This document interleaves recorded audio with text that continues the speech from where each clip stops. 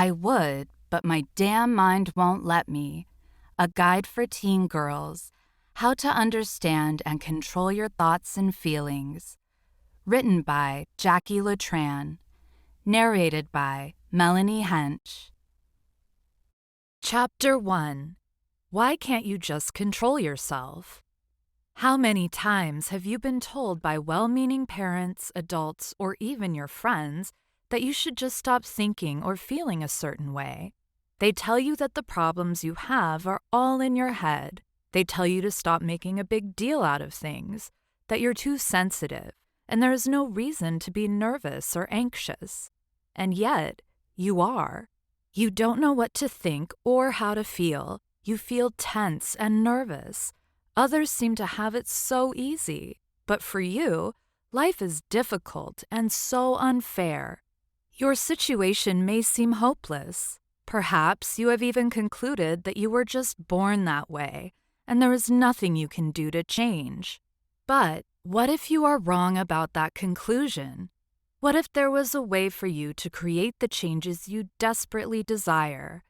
What if you can be taught how to take control of your mind, thoughts, and feelings? Would you want to learn how to do that for yourself? You see, the power of the human mind is incredible. It is capable of creating horrible life experiences, and it is capable of creating happy, successful ones too. It might not feel that way right now, but you do get to choose which life experiences you'll have.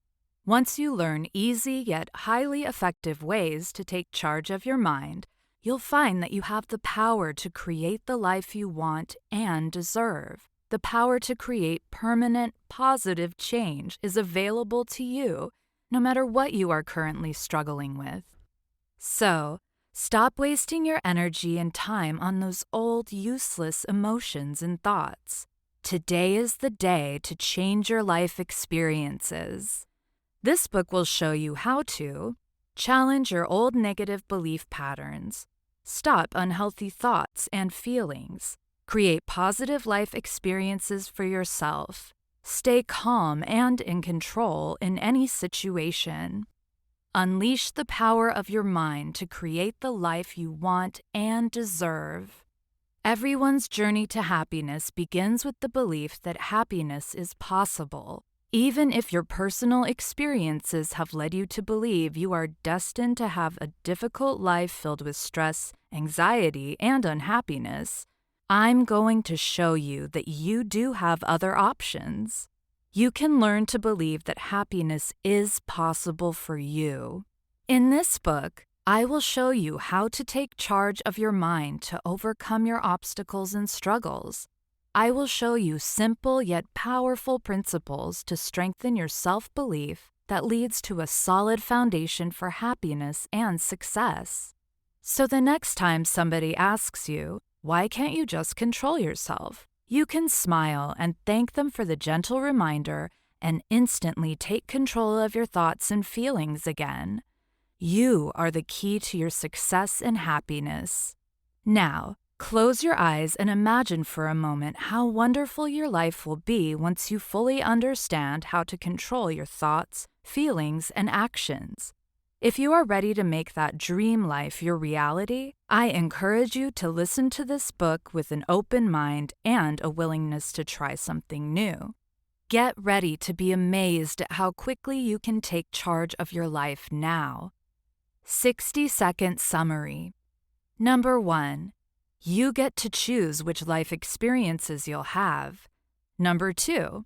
You have the power to create the life you want and deserve. Number 3. The power to create permanent, positive change is available to you, no matter what you are struggling with currently. Number 4. You can learn to A. Challenge your old negative belief patterns. B. Stop unhealthy thoughts and feelings. C. Create positive life experiences for yourself. D.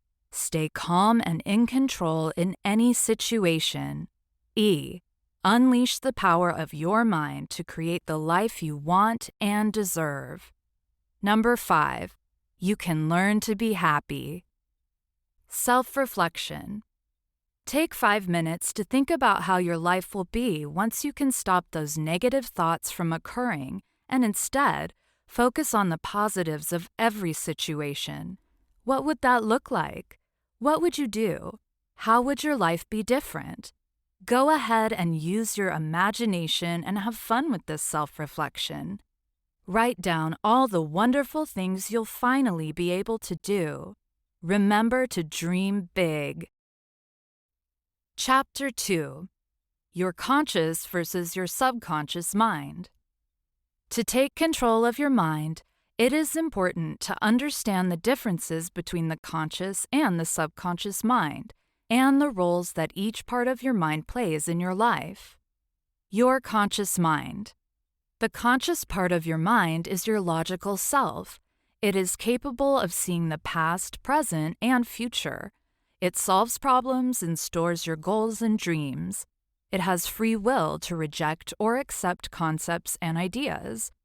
There are 3 main things to know and remember about your conscious mind. Number 1, it is responsible for logic, reasoning, and decision-making. Number 2, it controls all of your intentional actions. Number 3, it acts as a filtering system, rejecting or accepting information. What does this really mean? The conscious part of your mind is the part that you are aware of. It's the part of your mind that you use when you are learning a new concept. For example, it helps you to learn how to ride a bike. When you are in the learning phase, you are consciously focused on how to balance yourself, how to pedal, how to move forward without crashing into something or losing your balance. All those thoughts and actions are the work of your conscious mind, something you are fully aware of. Your conscious mind is also responsible for collecting data, processing the data, and making decisions based on the data at hand. It is the part of your mind that makes simple decisions such as, I want to wear that black sweater because it looks good with my jeans. It also makes more complicated decisions, such as what college you choose to apply to based on the career path you desire. While your conscious mind is quite amazing in its ability to collect, process, and make sense of the data, it has its limitations. Did you know that your conscious mind can only process less than 1% of all the data available to you at any given moment? At any given time, you can only consciously focus on less than 1% of all the things that are going on within yourself and your environment. Even if you were to be able to process 10 times this amount, you would still be missing 90% of the facts and data available to you. That's a pretty incomplete picture if you ask me. Knowing that now should cause you to ask some questions about your life experiences so far. What have I been missing? What information did I not even detect? How would my life be different if I have access to different information? Later, I will explain this concept further and show you how to use this knowledge to take control of your thoughts and actions so you can take control of your life. Before we dive into that, let's talk about your subconscious mind and its functions. Your subconscious mind.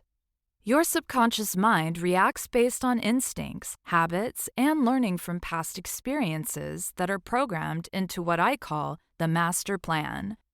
The master plan is a detailed set of instructions, like a movie script, that tells your subconscious mind what to do.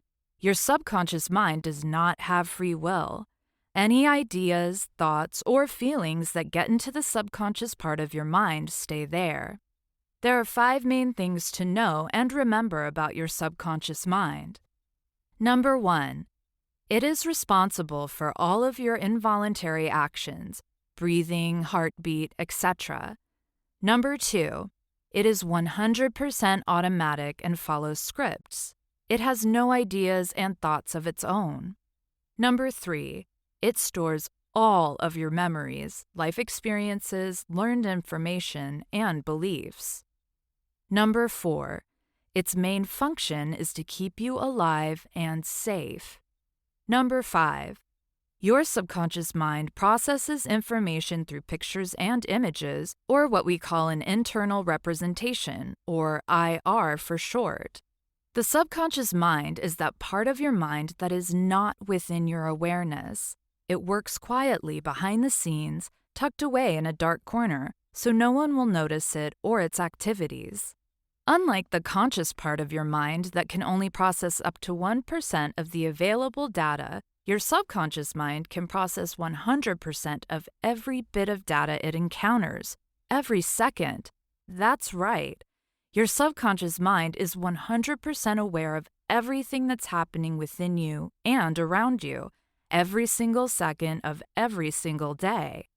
The master plan. When you were born with a pre-programmed master plan, which is a detailed set of instructions and algorithms that tells your subconscious mind what to do.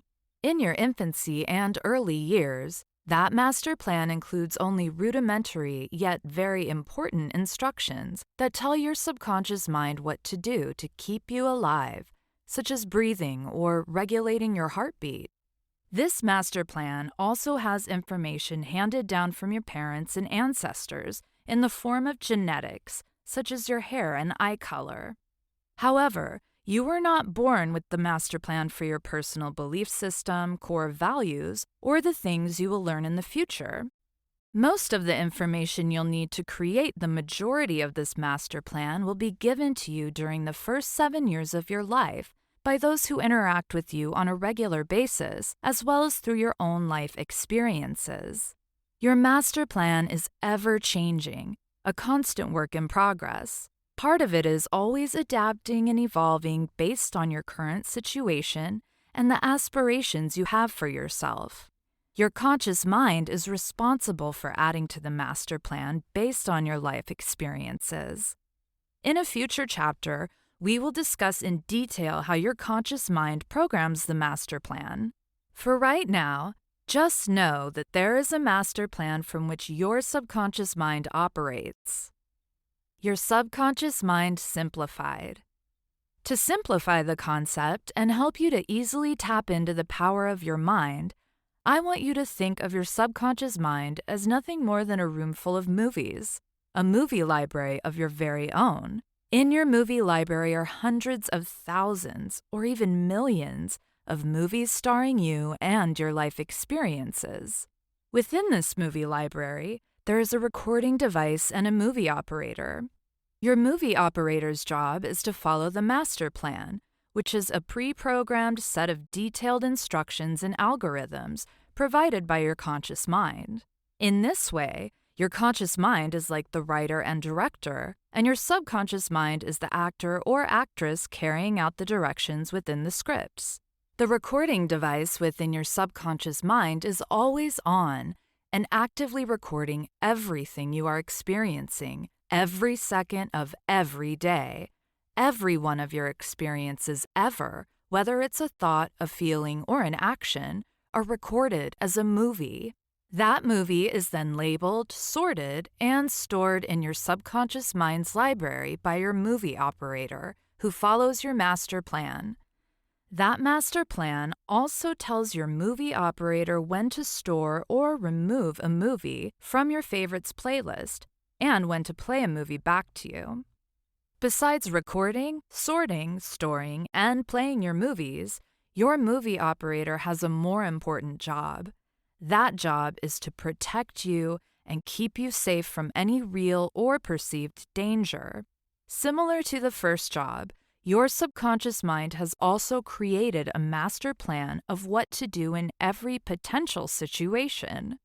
That's an enormous job, but the only tools your subconscious mind has to carry out this job are the movies it has recorded of you and the instructions in the master plan.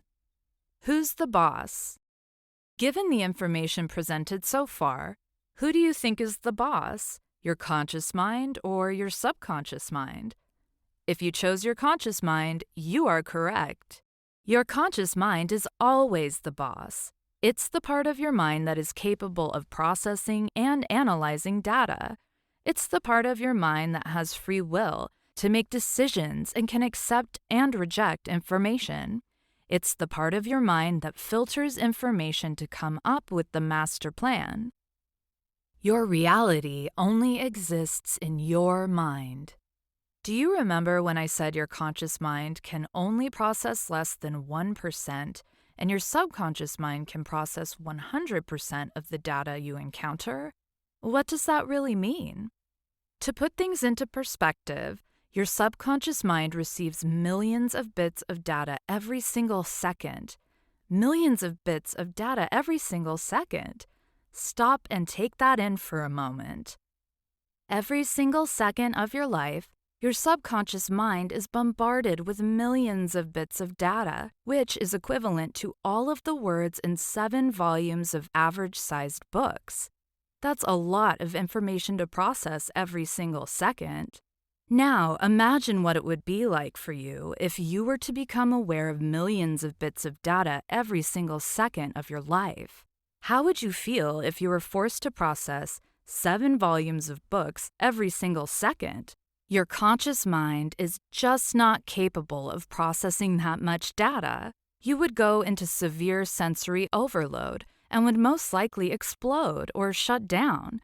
Luckily for you, all of that is happening in the background of your subconscious mind and is not within your awareness. Of the millions of bits of data, the conscious part of your mind can only process 126 bits of data per second. To show what this looks like, let's look back at the example of the millions of bits of data as being equivalent to all the words within 7 volumes of books. Of the 7 books that your subconscious mind is processing, your conscious mind can only see one word. One word. That one word, whichever one word that might be, is the only one that makes it into your awareness, and that is what becomes your reality. I want you to stop and think about what that really means. Imagine reading 7 books and understanding only one word, thus believing that one word is, in fact, the only subject of those books. Is there something you might be missing? The important takeaway here is to realize that each of us is most likely focusing on a different word that becomes our respective realities. Your reality only exists in your mind and nowhere else. You might have a similar experience to that of another person, but when you break it down into tiny details, you will find significant variations. Go ahead and try this exercise out for fun. Find a book or magazine. Close your eyes and turn to a random page in this book or magazine and point to a word. Now, open your eyes and look at that word. Does this one word represent everything this book or magazine is about? I can guarantee that the answer is no. That book or magazine is so much more than the one word you've randomly picked, but that shows how your conscious reality might be misrepresented by the powerful filtering system of your mind. The important center. So, you might be wondering how your mind picks out the one word out of 7 volumes of books to deliver to your conscious mind. Within your mind, you have a part that's called the reticular activating system. The reticular activating system is responsible for many functions, but for the purpose of this book, I will focus on its role in creating your reality. I like to refer to the reticular activating system as the importance center, or IC for short. Remember when I mentioned the master plan before? Well, the master plan is kept here in the IC and tells your subconscious mind what information to send to your conscious mind. All of your significant information is stored here: your belief systems, your values, your significant emotional experiences, and your significant learning situations. Your importance center is as unique as your fingerprint. No 2 people have the exact same importance center. That is why you can be at the exact same event as someone else and have a completely different experience. From the millions of bits of data it receives, your subconscious mind filters them through the IC. If it matches the content within your IC, that information gets delivered to your conscious awareness. If it doesn't match the content within the IC, your subconscious mind will either delete it, generalize it, or distort it to make it fit in with your master plan. To further demonstrate this, let's say your mom bought a brand new car, a white Honda Accord.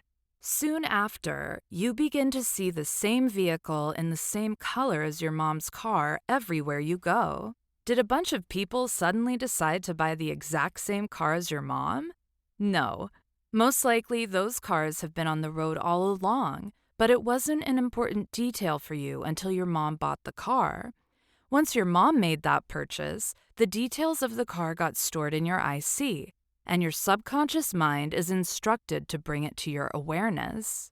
Now, you might be hyper-aware of white Honda Accords for a while, but once the car becomes old news, you stop seeing them nearly as much. Does this mean that tons of people sold their car and they are off the road? No.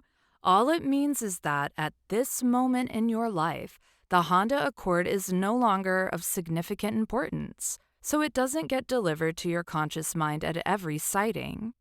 It's important to note that the IC has short-term and long-term parameters or instructions that it's following. Short-term parameters are things that might be important to you right now for a brief time, similar to what's in style right now or the newness of a song. It could be a few days, a few weeks, or even months, but short-term parameters have an end date. Long-term parameters stay with you for long periods of time. Often they stay with you permanently, unless you purposefully decide to remove those parameters. Long-term parameters can be as simple as learned activities, such as riding your bike, or more complex, such as your belief systems. The personal assistant you didn't know you have. How would you like to have a personal assistant who is there for you 24/7?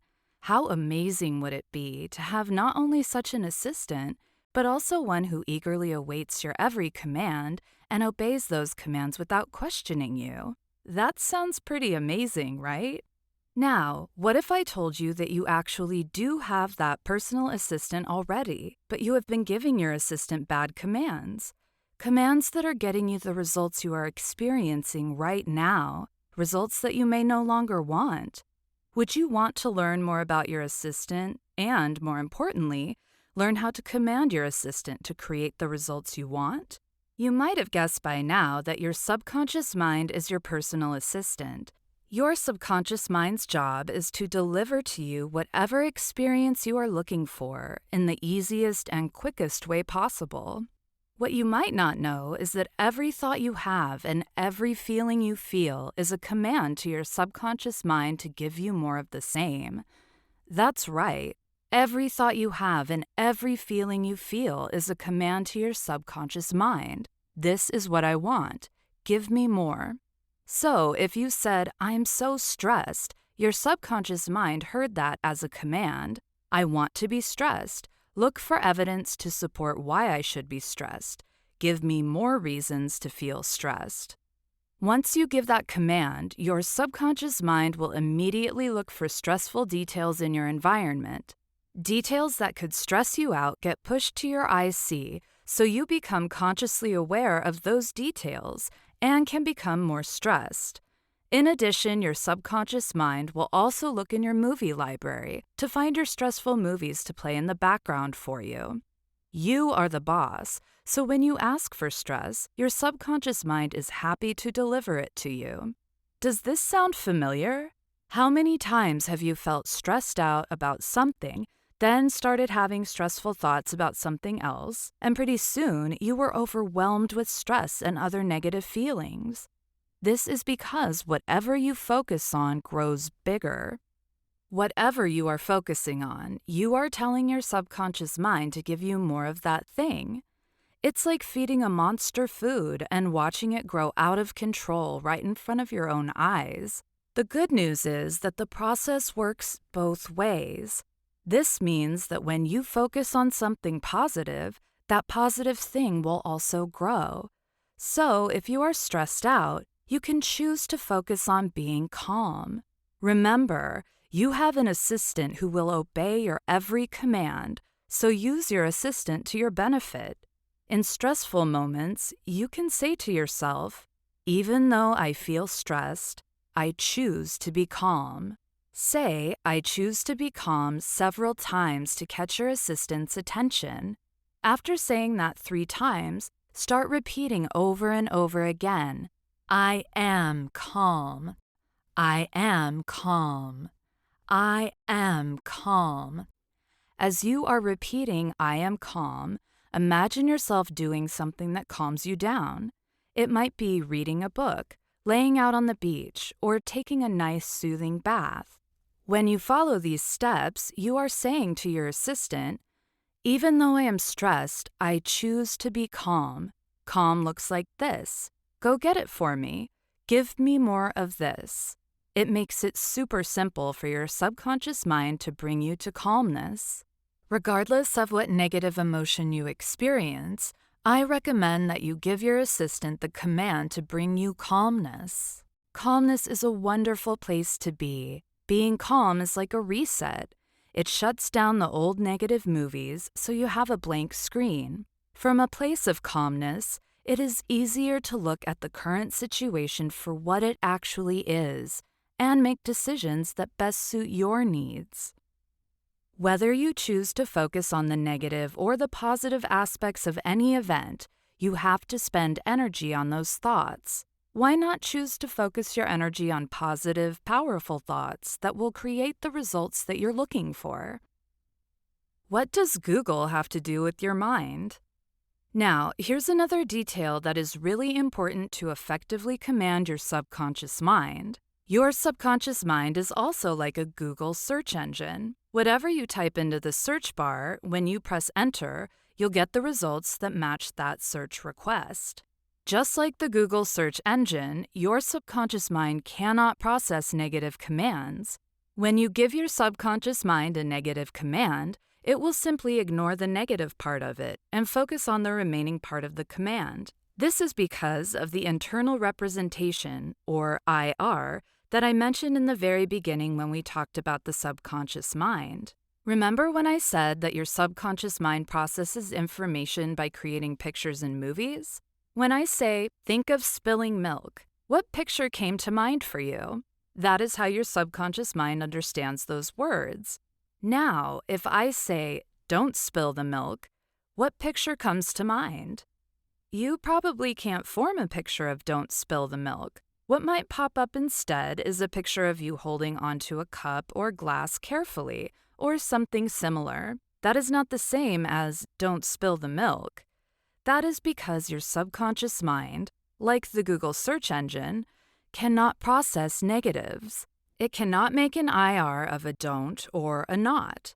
With Google, if you type into the search bar, don't find me blue shoes, and press enter, Google will deliver you tons of things related to blue shoes. It completely ignores the don't part. Go ahead and try it out for yourself. Do a Google search using don't and see what results you'll get. Better yet, let's do a simple experiment right now. Ready? Here it is. My command to you is, don't think of an orange elephant. What happened? The first thing you thought of was an orange elephant, wasn't it? When you realized you were thinking of an orange elephant, you might try to force yourself to think of the elephant in a different color, or think of something else entirely different. That's pretty interesting, isn't it? You should be having some aha moments right now. Think back over the past week or two and consider what commands you have been giving to your subconscious mind that are causing you to have some of your negative feelings and experiences.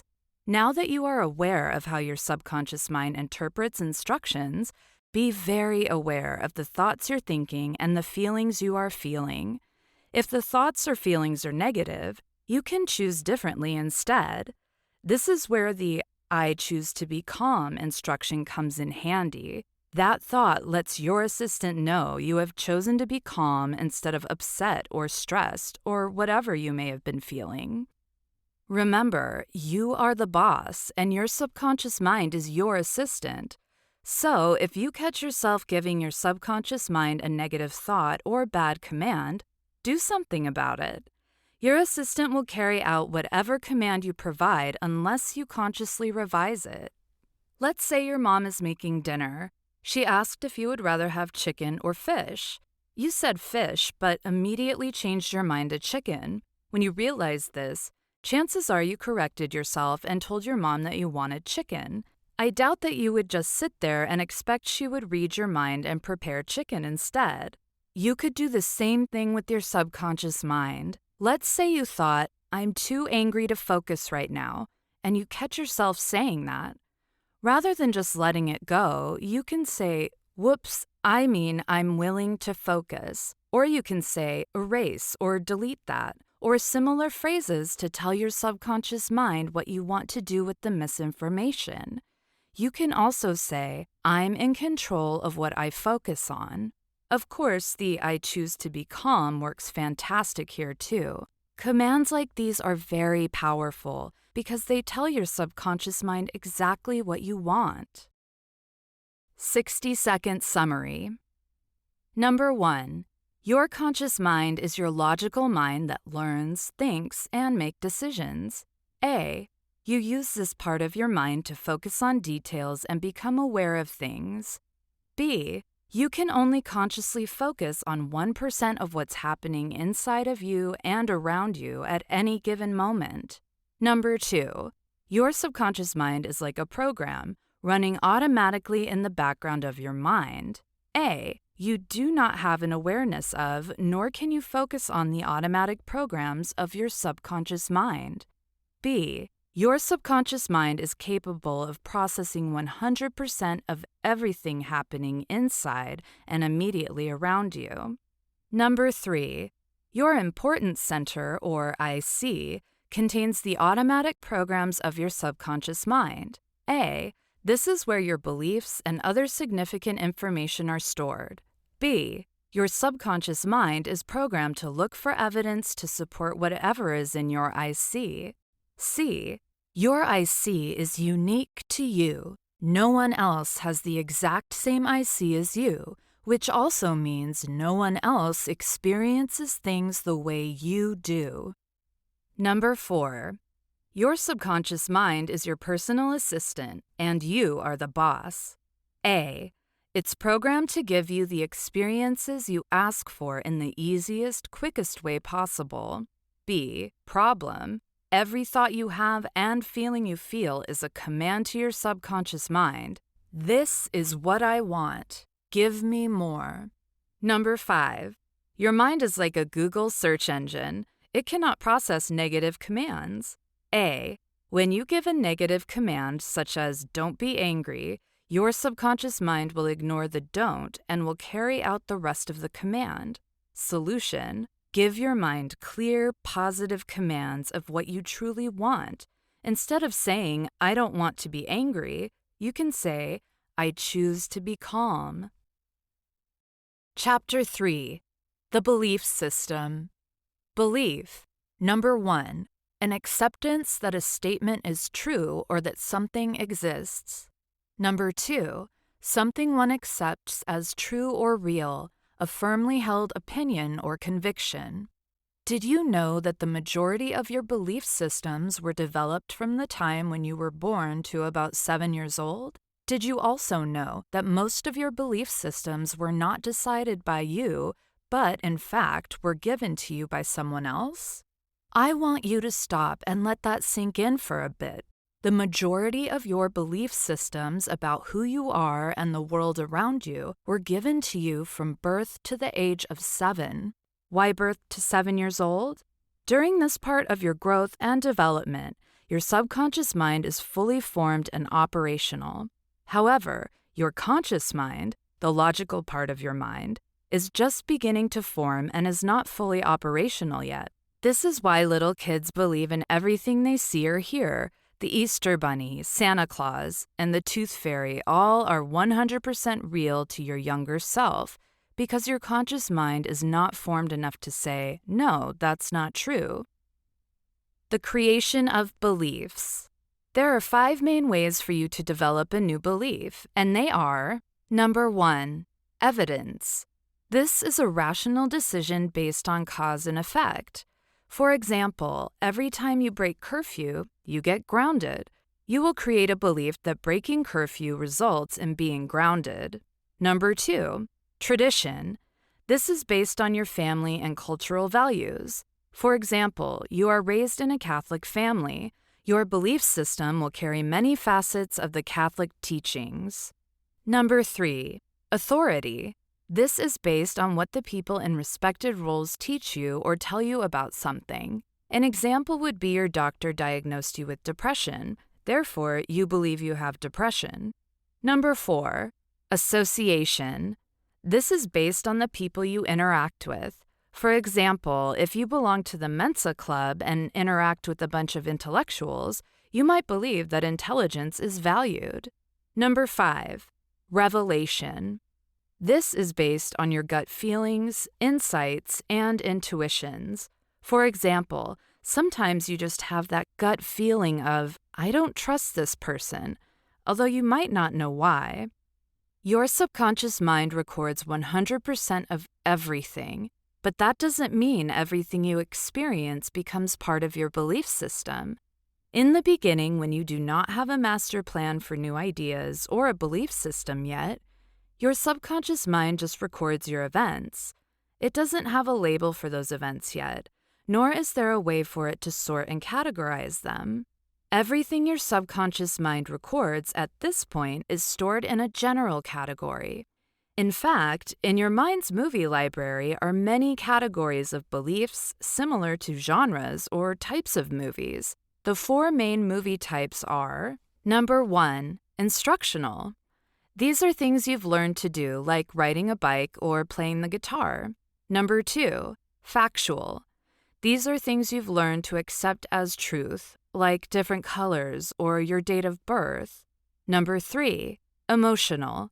These are the experiences you've had and what the experiences mean to you specifically. Number 4, general. This is where all the miscellaneous movies go. Let's look closely at how an instructional movie might get made. Imagine you are an 8-month-old infant learning how to use a spoon. If you have seen a baby learning how to use a spoon, you know how messy that process is. Often, the baby is shoveling food onto her chin or cheeks or drops it onto herself completely. That is because there is no instructional tape in her subconscious mind's library that tells her how to feed herself properly yet. The first time you tried to feed yourself, your subconscious mind records the event and stores that movie in the general category of your movie library. The second time you attempted to feed yourself, your subconscious mind records it and stores it in the general category again. The third time you tried to feed yourself, your conscious mind might recognize the same data pattern and tell your subconscious mind to sort and store them together. Once you fully know how to use a spoon to feed yourself, it becomes an instructional video for feeding self with a spoon. The next time you go to feed yourself, your subconscious mind replays that movie in the background, and you feed yourself easily without thinking about it. Consciously, a lot of things were happening simultaneously for your subconscious mind to sort and categorize that movie. Perhaps your mom said, "Let's learn how to use a spoon today," or something similar every time she handed you a spoon. With repetition, you consciously learn that when your mom says, "Let's learn how to use a spoon today," and hands you an object, that object is called a spoon, and it is used to put food in your mouth. You then use this information to create your instructional video. Major belief systems are created very similarly, either through a single significant emotional event or repetitions of several low-intensity emotional events. Imagine now that you are 3 years old and you're playing in your room. Like most 3-year-olds, you are making a huge mess, throwing things around and having a great time. Your mom comes into the room, sees the mess, and gets really angry with you. She might force you to quit playing and clean your room. She might yell at you, or if you're in an abusive situation, you might get hit on the head or kicked or something similar. This is definitely a significant emotional event for your 3-year-old self. You were just having fun in your room when suddenly your mom grabbed your toys away, hit you on the back of your head, and yelled, "You're a bad girl, clean up your room now." You don't have a full understanding of what just happened. All you know is that your fun ended, your mom is angry, and you are in pain. Because this event was so traumatic and the pain was significant, your conscious mind immediately accepts this to be a fact and creates one or more beliefs about this event. Some beliefs that might develop from this incident are: number 1, having fun is bad. When I have fun, I get punished. Number 2, I am a bad girl. I made mom angry. 4, I am not loved. All of these and other potential beliefs become a part of your master plan with instructions and strategies on how to avoid this type of pain in the future. At the same time, your subconscious mind recorded the whole event, labeled it, and filed it under all the applicable beliefs. Because there are instructions in the master plan about this event, this movie gets placed into the IC immediately. Your subconscious mind is now programmed to look for evidence of these beliefs and make sure that anything that matches these beliefs is delivered immediately to your conscious awareness. Repetitive low-intensity emotional events. Imagine again that you are 3 years old, playing in your room and making a huge mess. Your mom came into the room, saw the mess, and said in a soft but stern voice, "Look at this mess. You're a bad girl." She might take your toy away, or she might make you clean it up. In any case, your fun was interrupted. The emotions attached to this event are pretty low in intensity. You might be a bit upset, but it wasn't a significant emotional event. Even so, your subconscious mind recorded everything and filed this movie away in the general category of your movie library. Now, if this happened over and over again, it becomes a different story. So let's say the exact scenario happened again 3 days later. Your subconscious mind makes the exact same recording and filed it away with the first recording. Again, at this point, it is not that important yet. However, let's say it happened again 2 to 3 more times. Your conscious mind might decide to believe: number 1, having fun is bad. When I have fun, I get punished. Number 2, I am a bad girl. I make mom unhappy. Number 3, I am helpless. I want to play, but mom won't let me. Similar to the significant emotional event example, if this happened repeatedly, your conscious mind would include this data in the master plan, thus telling your subconscious mind to look for evidence to support these belief systems. Remember, beliefs are created whenever you have a significant emotional event or if something keeps happening over and over again. Here, take this belief and make it yours. Earlier, I said that the majority of your beliefs were given to you. How is that possible, and why is that the case? Again, from birth to 7 years old, your conscious mind is not fully formed and not fully functional yet. If you hear something repeatedly, especially if it's from someone you love or who has authority over you, you will believe what they say is the truth. For example, if you grew up in a poor household and heard your parents fight about money constantly, or heard them say things like, "It is so hard to make money," or "those greedy rich people," you might create a belief system of: number 1, money causes people to fight. Number 2, it's hard to make money. Number 3, rich people are greedy. Similarly, if you grew up with a man-hating, angry mother who constantly said, "You can't trust men, all men are pigs," or "all men are controlling," you would also believe those generalities to be true about men. Remember, beliefs are created whenever you have a significant emotional event or if something keeps happening over and over again. Sleuthing for evidence. So, let's pretend that the incident with the 3-year-old I mentioned above happened to you, and now you have a belief of, "I am a bad person."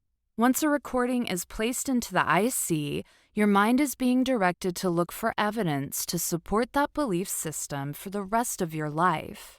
You carry your belief system with you wherever you go.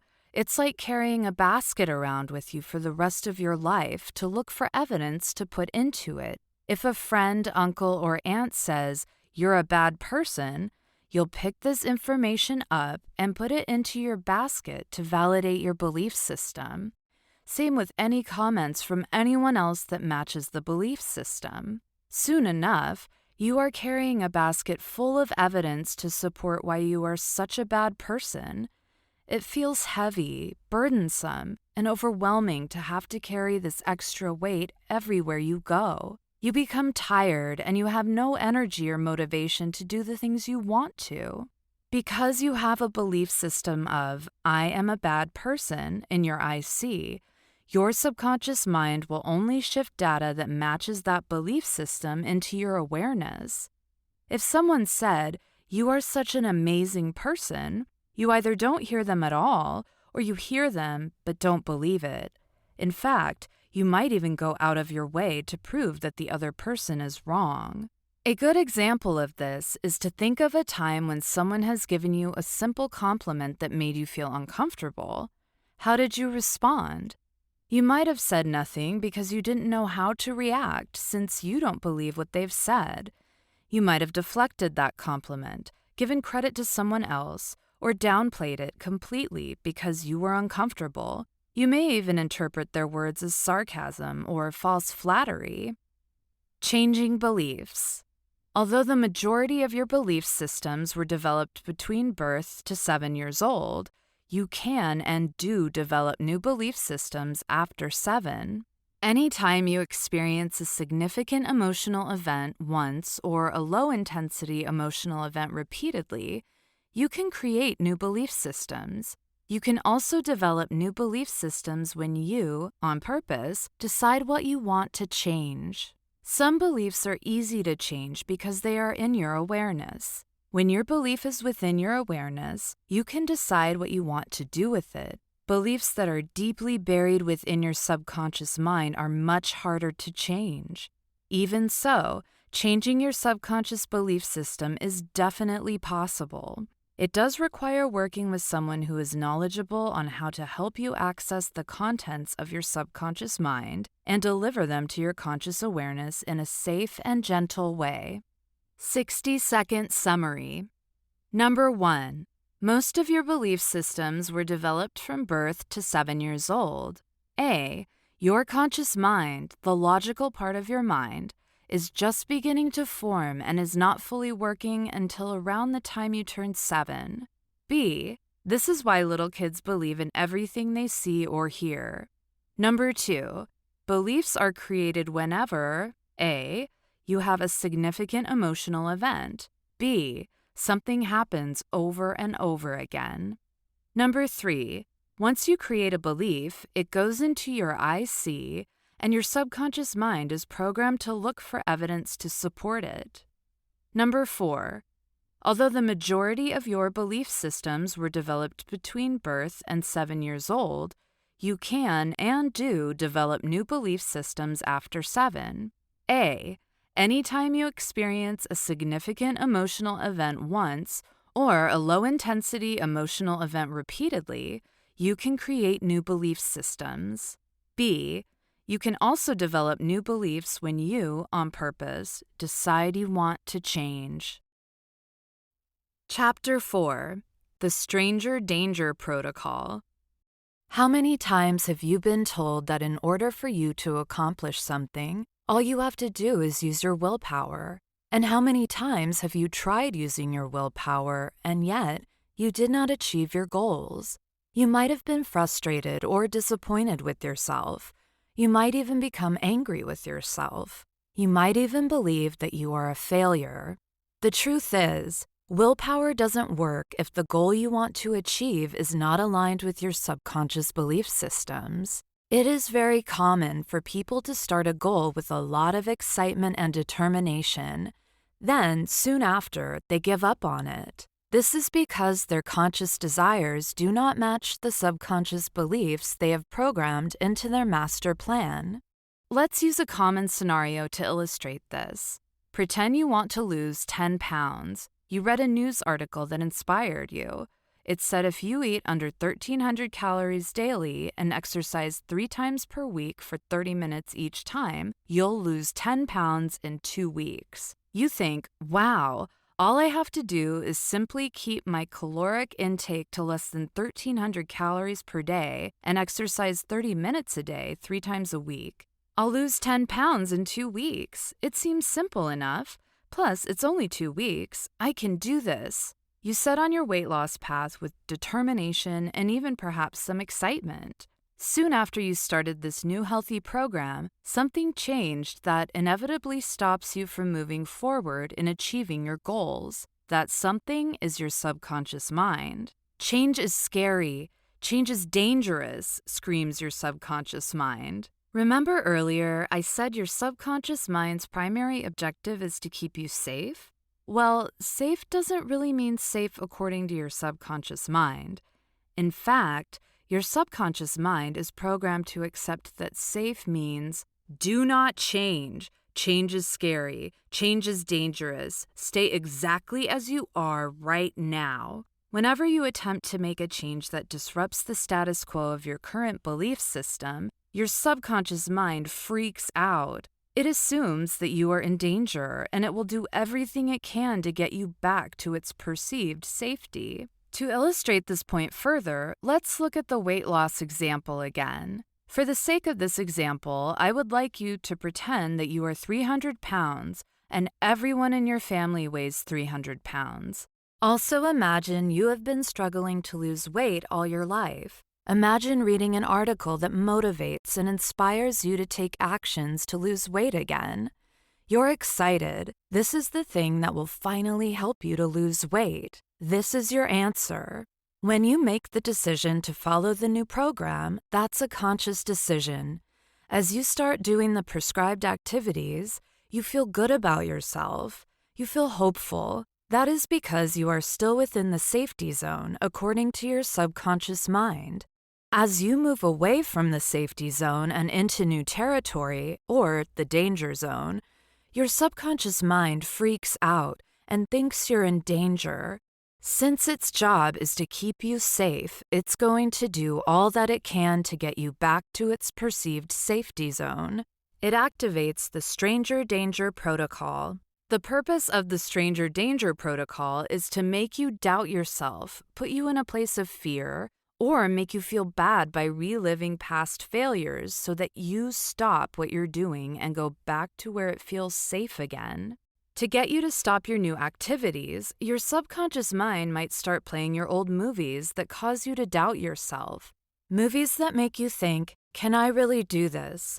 What would make me think this would even work? I've tried so many things and nothing worked. It's genetic and there's nothing I can do about it. Or it might play fearful movies. It's going to be so hard to exercise 3 times a week. It's going to aggravate that left knee again. Or perhaps, it's going to be so boring eating nothing but fish and vegetables. I can't even be social. Everyone I know only eats burgers and fries. Perhaps your subconscious mind might choose to play movies of your past failures. Maybe you've lost 5 pounds in the past only to gain 10 pounds back. It will replay those old movies, causing you to re-experience the old pain of failure. Not only are the old painful movies playing in the background, but your subconscious mind will actively scan your environment looking for evidence to show why you will fail. If you are like most people, when you have doubts, fears, or you remember your past failures, you will stop doing those new activities and go back to your old ways. It seems too scary or even pointless to try. Every time you start and stop like this, you strengthen your I can't belief system. Soon the belief system becomes so heavy and so powerful that all you have to do is think about your goal and you'll go into an anxious state. The root of most problems. The stranger danger protocol is not the only tool your subconscious mind has to keep you from changing. In your subconscious mind's library catalog are the 4 main themes I've mentioned: instructional, factual, emotional, and general. Within the emotional category are 4 main subcategories. Number 1, I'm not good enough. Number 2, I'm not worthy. Number 3, I'm not loved. Number 4, I'm not safe. We all have these four main subcategories in our IC. It is part of our master plan, created by us, in an effort to keep ourselves safe. It is also the root of most problems that we as humans encounter.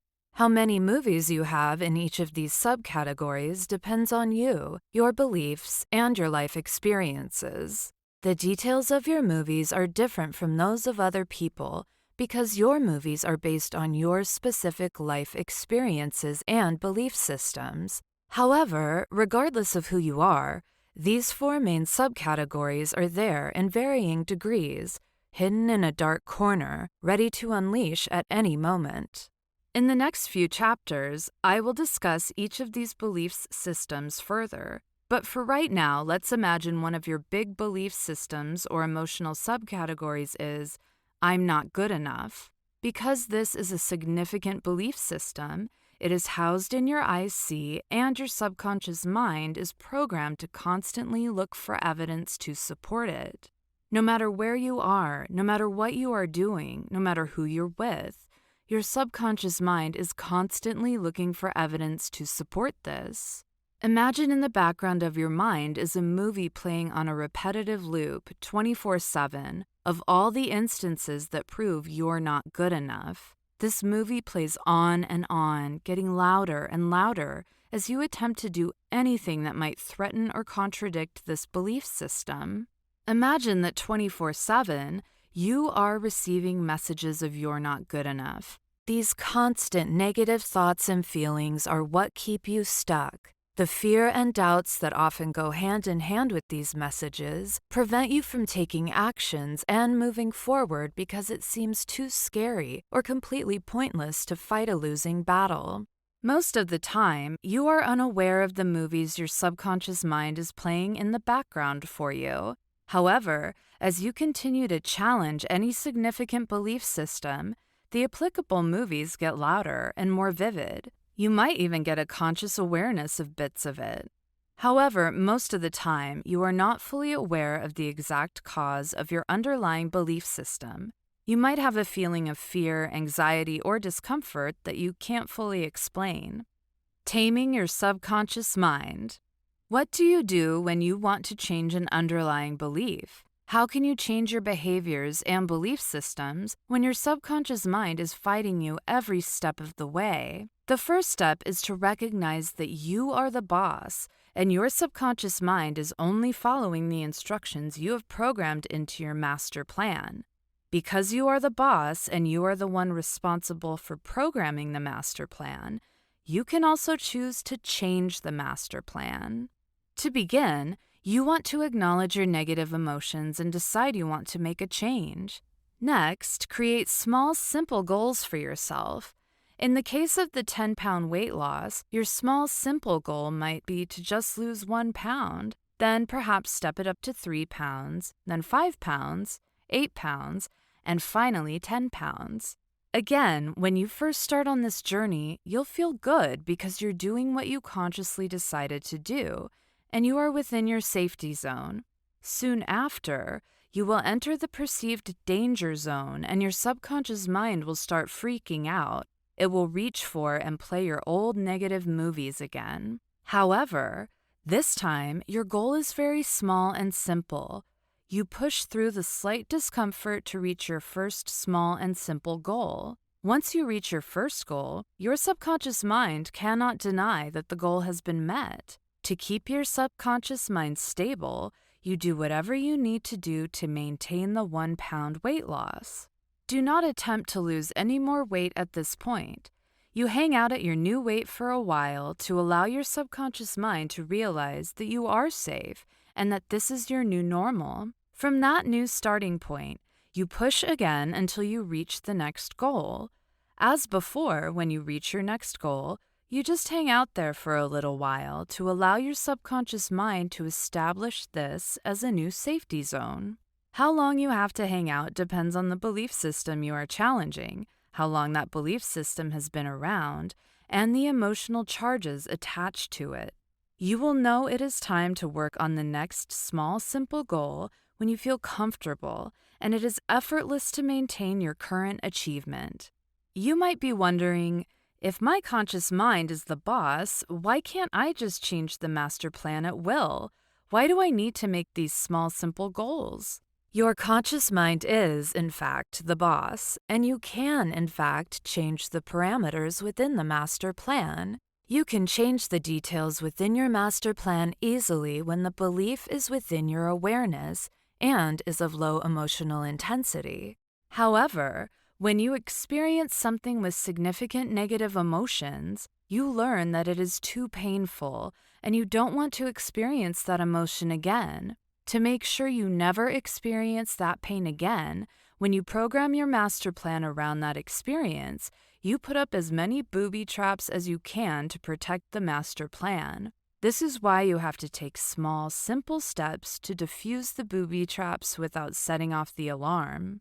If you take these small, simple steps in real life, it might take years to accomplish your goals depending on what they are. I know you don't want to wait years to achieve your goals. You want to achieve your goals now, or at least in a relatively short amount of time. The really cool thing is that there are simpler, more effective ways to achieve these goals quickly. For one, you can speed up the process significantly by vividly seeing yourself completing your goals and completing them well repeatedly. This works because your subconscious mind is constantly creating movies for you. The good news is that your subconscious mind doesn't know if this is a real event you're experiencing or something you are vividly imagining. To your subconscious mind, it is the same. It records, sorts, and stores them both the same way. You can really use this information to your advantage. Let's say you have a goal to be comfortable and confident in doing a class presentation. Vividly see yourself standing up in front of the classroom, feeling good about yourself and feeling confident that you know your material well.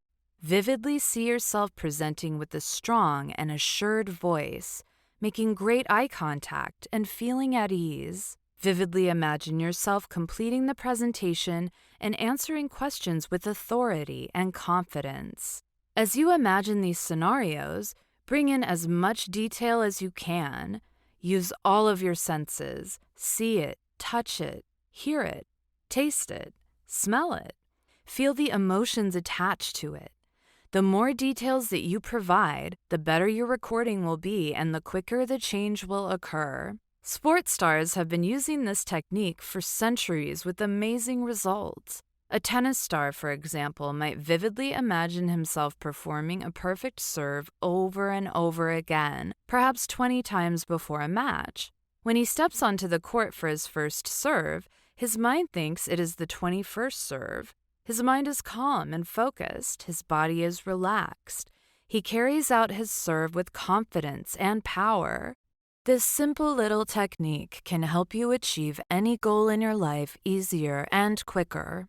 While this technique is very useful in helping you achieve many of your goals, other goals are harder to achieve with this method alone, especially if they are rooted deeply in your belief systems.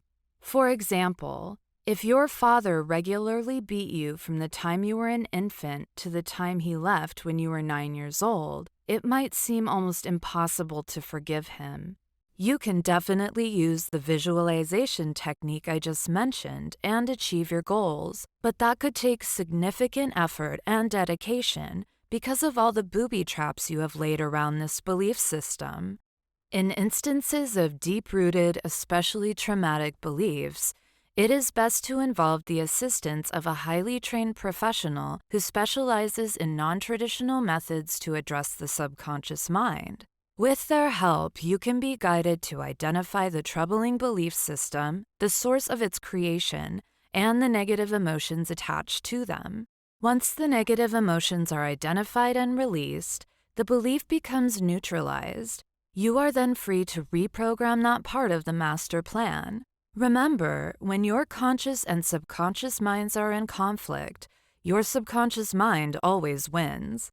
To be successful in creating your desired changes, you must resolve your issues at the root of the problem.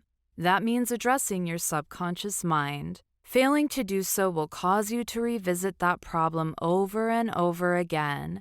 The most effective therapies for changing deep-rooted belief systems address the subconscious mind directly. In the coming chapters, I will share with you the stories of some real-life clients of mine who were able to resolve their problems quickly when they discovered how to address their subconscious minds. I will share with you their main emotional subcategory and how it showed up in their lives. See if you can relate with one or more of them to begin your own self-discovery. 60-second summary. Number 1. Willpower doesn't work if the goal you want to achieve is not aligned with your subconscious belief systems. Number 2. Your subconscious mind's primary objective is to keep you safe. A. Safe doesn't really mean safe according to your subconscious mind. B. To your subconscious mind, change is scary. Change is dangerous. C. Whenever you attempt to change something that disrupts your current belief system, your subconscious mind freaks out. It thinks you're in danger, and it will do everything it can to get you back to your safe place. Number 3. Your subconscious mind uses the stranger danger protocol to get you back to your safe spot. A. The stranger danger protocol will make you doubt yourself, make you fearful, or make you feel bad by reliving past failures so that you stop what you're doing and go back to where it feels safe again. Number 4. Most problems can be traced back to one of 4 faulty beliefs. A. I'm not enough. B. I'm not worthy. C. I'm not loved. D. I'm not safe. Number 5. To tame your subconscious mind, start by being the boss of your mind. Give your subconscious mind clear and direct commands. A. Create small, simple goals that lead to the ultimate big goal to prevent the stranger danger protocol from being activated.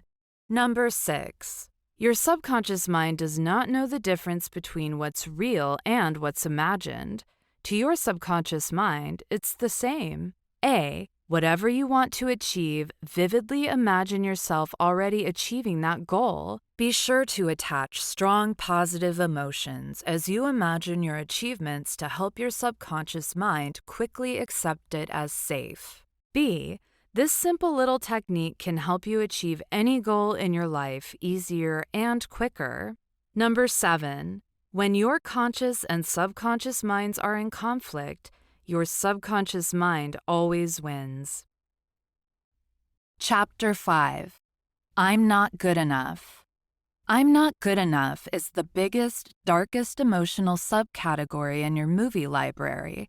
At the root of most problems is an underlying belief that you're not good enough.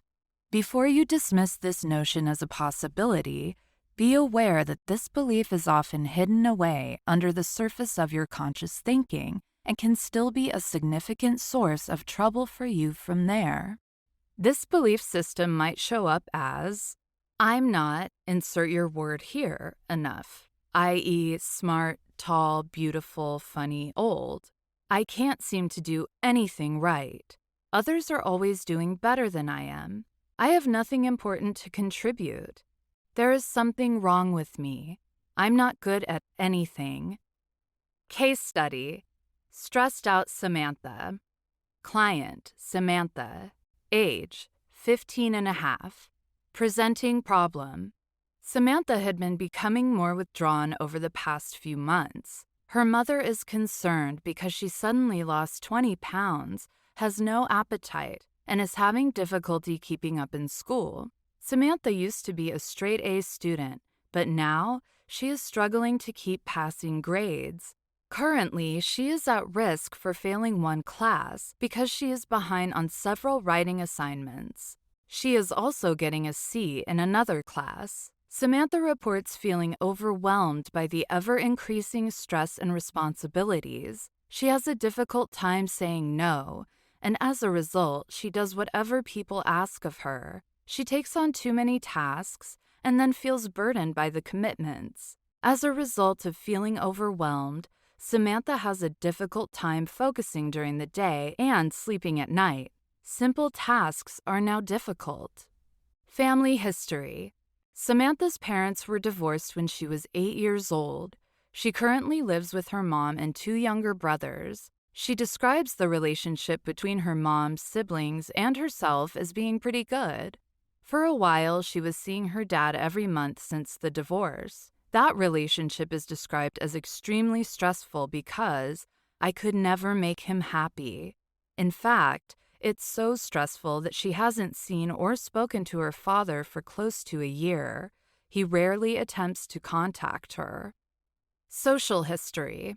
Samantha is shy and has a few close friends. She used to enjoy hanging out with them, but lately she finds it hard to enjoy herself socially. Samantha reports having difficulty opening up to people, even her close friends. Words Samantha often heard others use to describe her: smart, studious, nice, giving, quiet, mature, responsible, generous. Words Samantha uses to describe herself: people pleaser, weak, can't say no, invisible, and pushover.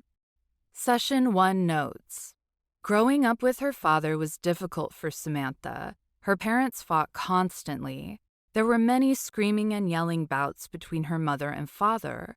Whenever her parents would fight, her father would belittle Samantha. He would be demanding, verbally abusive, and always had to be right. He was cold and distant. Samantha can't recall her father ever saying, "I love you," or "I'm proud of you." When she tried to hug him, she was mostly pushed aside or told to play somewhere else. From a very early age, Samantha tried everything she could think of to get her father to like her. She would play quietly when he was around. She tried to do her best in school and even played sports that she didn't care for, just because her father liked the sport. Occasionally, her effort would pay off, and her dad would give her some attention. While Samantha was not completely aware, the theme for Samantha going through life was, "I'm not good enough." Root cause. We traced back to an incident when Samantha was 5 years old. After a horrendous fight between her parents, Samantha decided to draw a picture for her father to cheer him up. Samantha spent a long time perfecting it, drawing and erasing, redrawing and erasing until she thought it was perfect. When she was finally satisfied with her work, she excitedly approached her father. With a big smile on her face, Samantha presented her artwork and said, "I drew this picture for you, Daddy. I hope this makes you happy." Her father looked over at her briefly and didn't say a word or make any attempt to reach out to receive his gift. Samantha stood silently and held her breath for what seemed like hours to her. Still, there was no response from her father. Slowly, Samantha approached him with his gift stretched out in front of her. Her father grabbed it, looked at it, and said, "You think this is going to make everything better? Look at it, it's so sloppy. There's nothing good about this picture." He then crumpled up the drawing, threw it in the corner, and went back to ignoring Samantha. Samantha stood there motionless, too scared to cry or move. In that very moment, Samantha recalls feeling, number 1, angry. How can he be so mean? Even if he didn't like it, he doesn't have to treat me that way. Number 2, confused. Why didn't he like it? I spent so much time and energy on it. I thought it was pretty and that it would make him happy. Number 3, self-doubt. Do I even know what pretty is? Am I sloppy? I can't seem to do anything right. What's wrong with me? Number 4, fear. His anger is always so scary to me. He is so cold. I can never tell what he will do next. Number 5, sad. My father doesn't love me. I'm unlovable. Number 6, helpless. I can't change the situation. There's nothing I can do. Number 7, self-hate. I'm no good. I can't do anything right. I can't make my dad happy. As Samantha recalled the story in our session, she felt significant anger toward her father. She couldn't understand how someone could be so cruel. Samantha now recognized how this single significant emotional event resulted in her pattern of trying to please everyone as an attempt to feel valued and loved. After working on releasing the anger, Samantha was able to revisit the memory with a new perspective. She recognized that her father was unhealthy and his actions reflected the way he felt about himself. Samantha finally understood it was not about her at all. She was just a convenient and easy target for his anger. She decided to forgive her dad for his past actions. Samantha could not believe how much of a burden it was to continually seek her father's approval. She felt liberated and excited to learn to be the source of her own approval machine, as she called it. 3-month follow-up. Samantha has reconnected with her father. She finally told him how much his past actions had hurt her. She also told him that she forgave him. Samantha reports being very surprised when her father became teary and hugged her. Her father even apologized and promised to do better. It was a wonderful day for Samantha. Samantha also reported, number 1, she is all caught up in her classes and is passing all of them. Number 2, she feels good about herself. Number 3, she sleeps better now and is more focused when she is at school. Number 4, she is more aware of her own needs and is able to say no to activities that do not interest or suit her. Number 5, she feels more confident in who she is and what she is capable of. 6-month follow-up. Samantha's relationship with her father is still distant. He did make some minor efforts to occasionally tell her he is happy with her. However, he still acts cold and is often aloof. Samantha now realizes that her father is not mentally healthy and no longer takes his actions as a personal attack or a reflection of who she is. Samantha reports that she is going out with her friends so much more. She feels comfortable and at ease when she is out. Something that surprised her is that she feels much more adventurous than she ever thought she would. Lesson learned. Samantha has always wanted to please people. She did not understand why she felt that way. Even when she was overwhelmed, she still couldn't say no. This was because of that significant emotional event she had experienced at age 5 that caused her to believe she wasn't good enough for her dad. She felt unlovable, so she continued to do everything she could to earn his love. Occasionally, her efforts paid off, and her father gave her some of the attention she had been craving. This reinforced to her that in order to be loved, she must do everything she could to prove to another that she is good enough and worthy of love. Once she neutralized the emotions attached to this incident, she was able to see the situation for what it really was and realize the error of this belief system. The problem wasn't that she was not good enough. The problem was that her father was not emotionally healthy enough to show Samantha love in a warm or consistent manner. Realizing this allowed Samantha to consciously change her beliefs and recognize her true self-worth. She no longer needs validation from others to feel good about the wonderful person she is. Tip: there are always more sides to the story than just your side. Also, remember that things are most often not what they seem at first. When things are not going well for you, rather than focusing on what's wrong and making the problem bigger, ask yourself, how else can I see the situation differently? Have fun with this question. Be a detective and look for clues that point to the possibilities of different conclusions, happier conclusions. When you have a strong negative reaction to something, you can bet that there is an underlying belief at play. Be willing to pause, examine the situation, and identify the potential negative beliefs or trigger for your feelings. Be willing to let go of your original thought or belief and become open to seeing evidence of the new and improved possible conclusions you've just created. You might just find yourself pleasantly surprised. Self-reflection. What is your biggest takeaway from this chapter? How can you use what you've just learned to take charge of your mind and be a happier, more confident you? Chapter 6. I'm Not Worthy.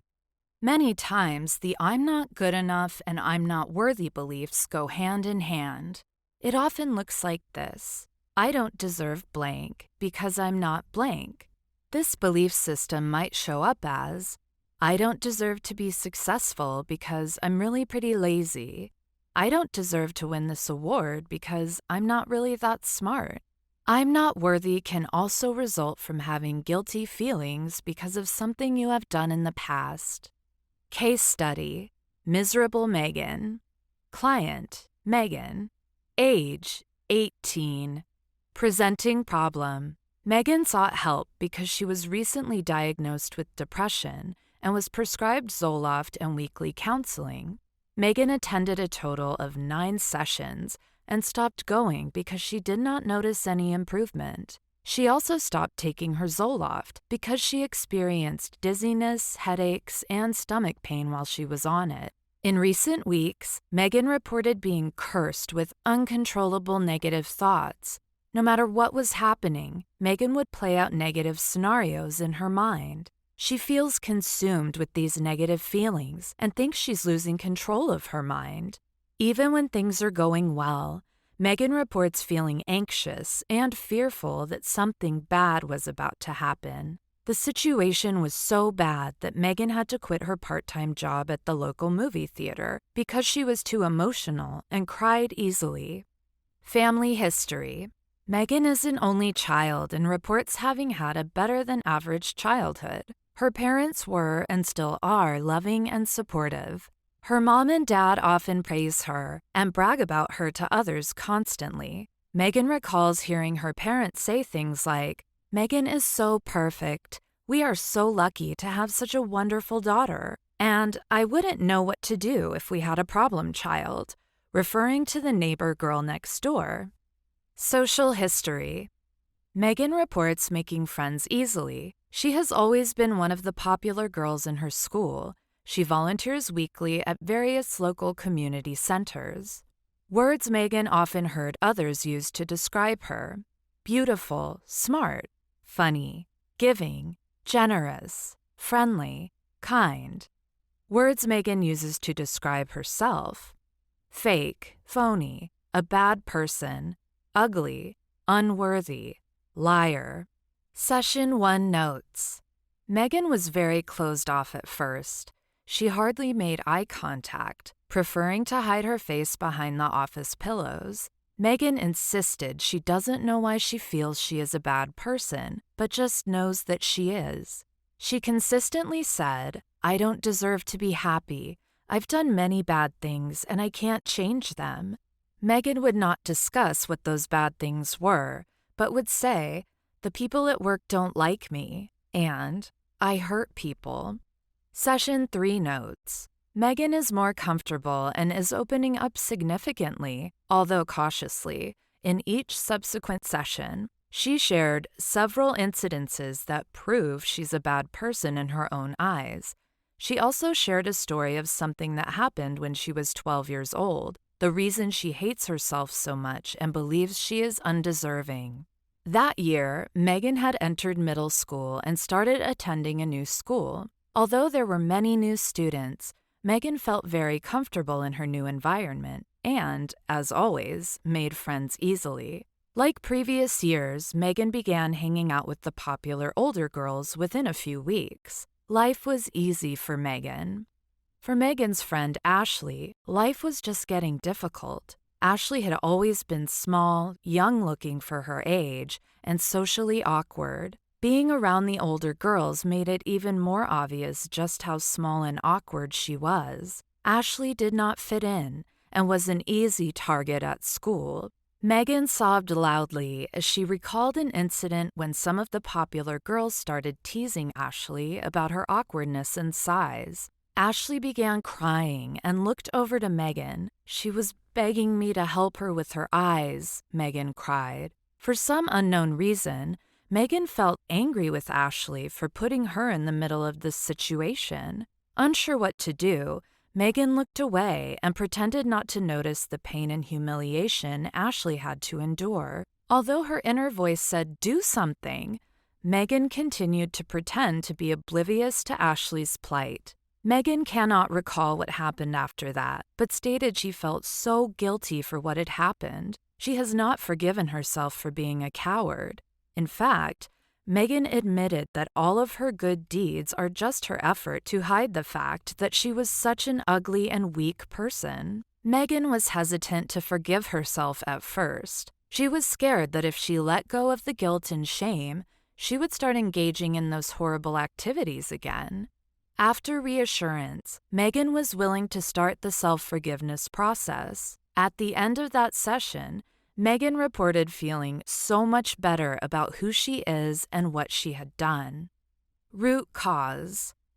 Feeling lighter and more hopeful, Megan was willing to work on discovering and eliminating other significant negative emotional events. Megan was very shocked when a memory of an incident came up from when she was 7 years old. Megan and her parents were over visiting at their neighbor's house for dinner one night. Megan and Riley, the neighbor's 9-year-old daughter, were playing in Riley's bedroom while the parents were in the kitchen preparing dinner. Megan spotted a pretty pink box and asked Riley to show her what was in it. Riley excitedly pulled out a new necklace her mother had just given her a week before and showed it to Megan with pride. Carefully, Riley put the necklace back into its pretty pink box before returning to play with Megan. After dinner, Riley's mother asked Riley to retrieve her new necklace to show to Megan and her parents. Riley ran to her room and came back empty-handed. Riley said the necklace was missing and accused Megan of stealing it. As soon as the accusation left Riley's mouth, her mother yanked her over and started shouting at her. "You lost your new necklace? You are so careless. You don't deserve anything nice. How can you blame little Megan for your carelessness? I'm so disappointed in you." Riley tried to defend herself, but her father stepped in and sternly told her to go to her room and think about the trouble you are causing for your mother. Crying quietly, Riley left the room. On her way out, Riley looked at Megan, but Megan avoided her eyes, too ashamed of herself because she knew the truth. Later that night, Megan went outside to throw the necklace away.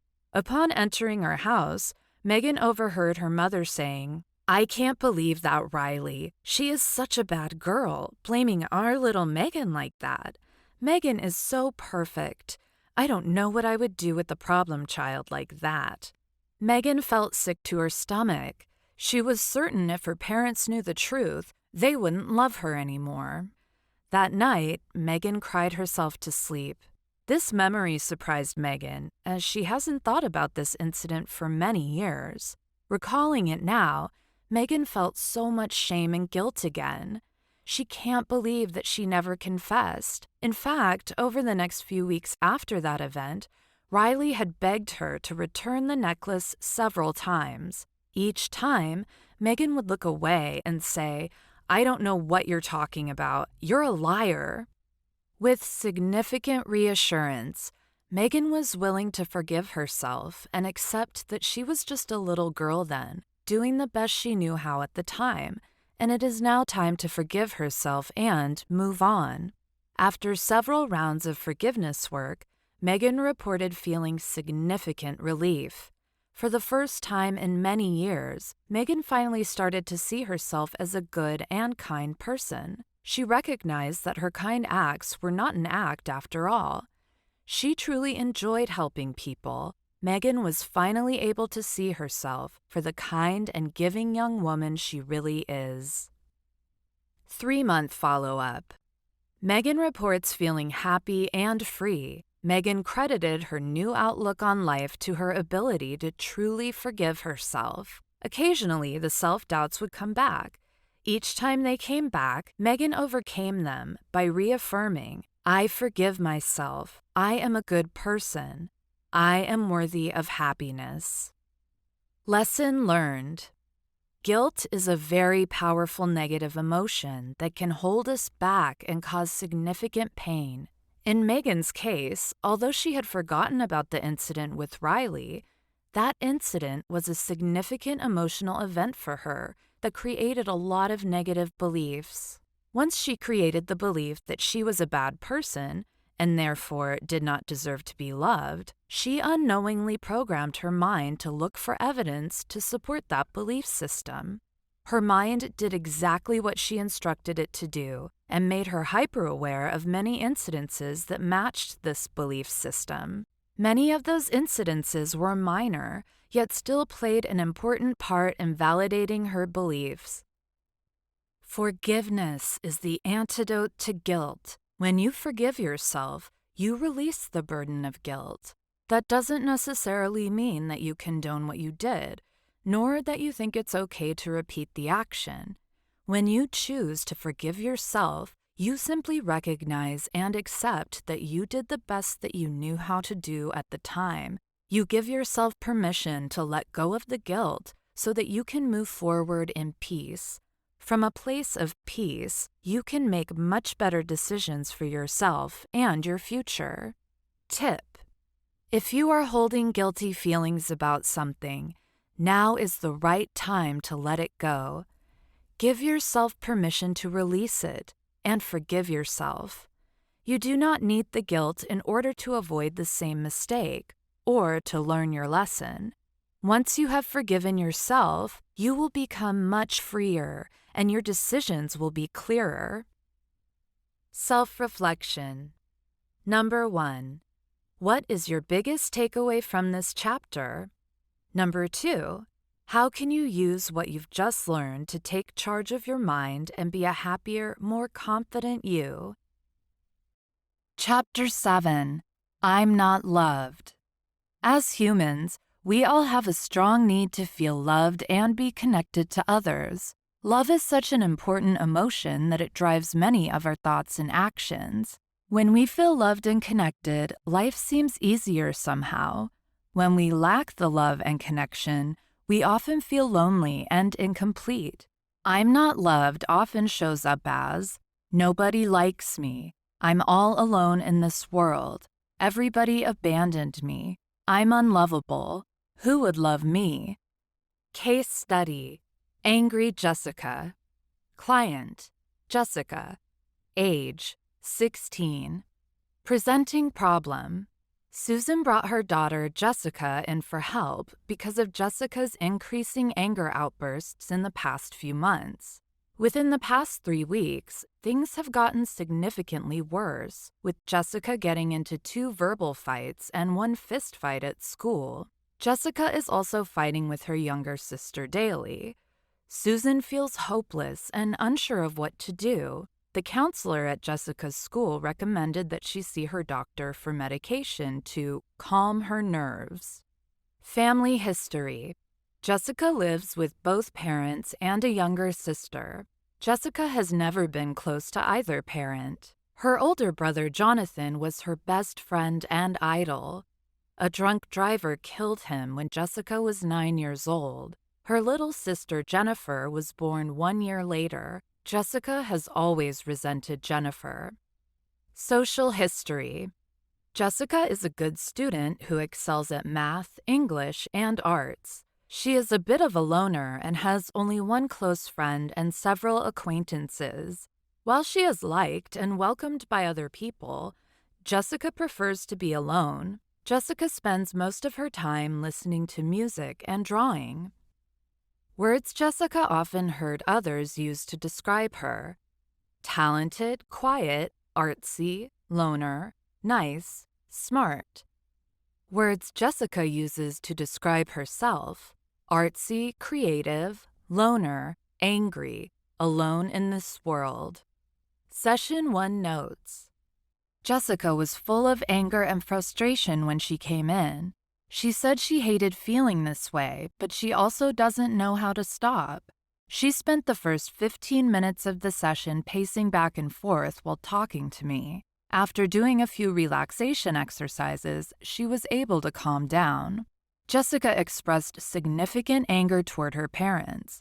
She feels the only time they paid any attention to her was when she was in trouble. Otherwise, they act like she doesn't exist. Jessica hates being a part of her family. Everyone is messed up, yet they, referring to her parents, always pretend that we're the perfect, happy family. Jessica spent most of the session venting, rapidly firing off all the stupid stuff her parents did to try to keep their perfect, happy family front. Her thoughts were racing, and many ideas did not connect. Jessica would break down and cry in frustration because she couldn't express herself. We spent much of the session practicing calming techniques and allowing Jessica to vent and cry. Session 2 notes. Jessica was much calmer today. She proudly stated that she has been doing her calming exercises and they have been helping to take the edge off. We spent today exploring the death of her brother and what it meant to her. Jessica recalled that her childhood was great. Although she didn't have a close relationship with her parents, things were okay between them. She received all the love and attention she needed from her brother, Jonathan, who was also her best friend. They did everything together. Even when Jonathan's friends wanted to exclude Jessica, he would always choose her, even if it meant being excluded himself. Jonathan was a wonderful artist naturally. His drawing talents were well known at school. Jessica had always admired that about Jonathan. In the 6 months preceding his death, Jonathan had taken a significant interest in helping Jessica develop her drawing abilities. They would spend hours creating and perfecting their work. Then, the nightmare happened. Jessica came home from grocery shopping with her mother to see many flashing lights from police cars in the street by their house. Her mother ran from the car toward the house, only to be caught by a police officer who held her back. He said something to her that Jessica couldn't hear. Then, Jessica heard the loudest, most terrifying scream she has ever heard, and watched as her mother fell to the ground, continuing to wail loudly. Jessica crept in for a closer look.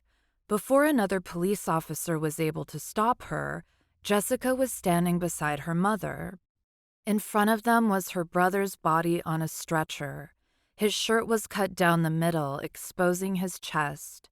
A man pulled a blanket up to cover his body and face. Before they fully covered him, Jessica remembered the cold stares from her brother's eyes, an image that still haunts her today. A drunk driver had hit and killed Jonathan as he was riding his bike in front of their home. Jonathan was 13 years old. That night, family and friends gathered at the house to grieve and to give Jessica's family support. Although the house was filled with people, Jessica had never felt more alone than that night. Nothing was real to her. Everything and everyone moved in slow motion. Intellectually, she knew her brother had passed away. Emotionally, she couldn't accept it.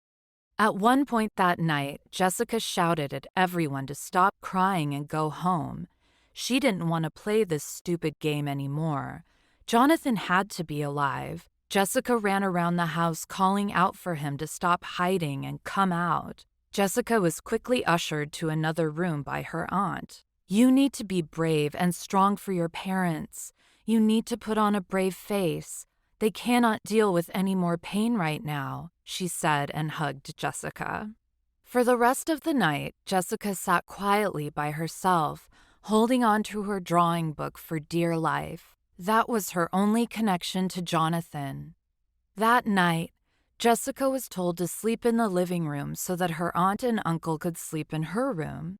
Being in the living room all by herself was so scary for Jessica. It was so big and cold.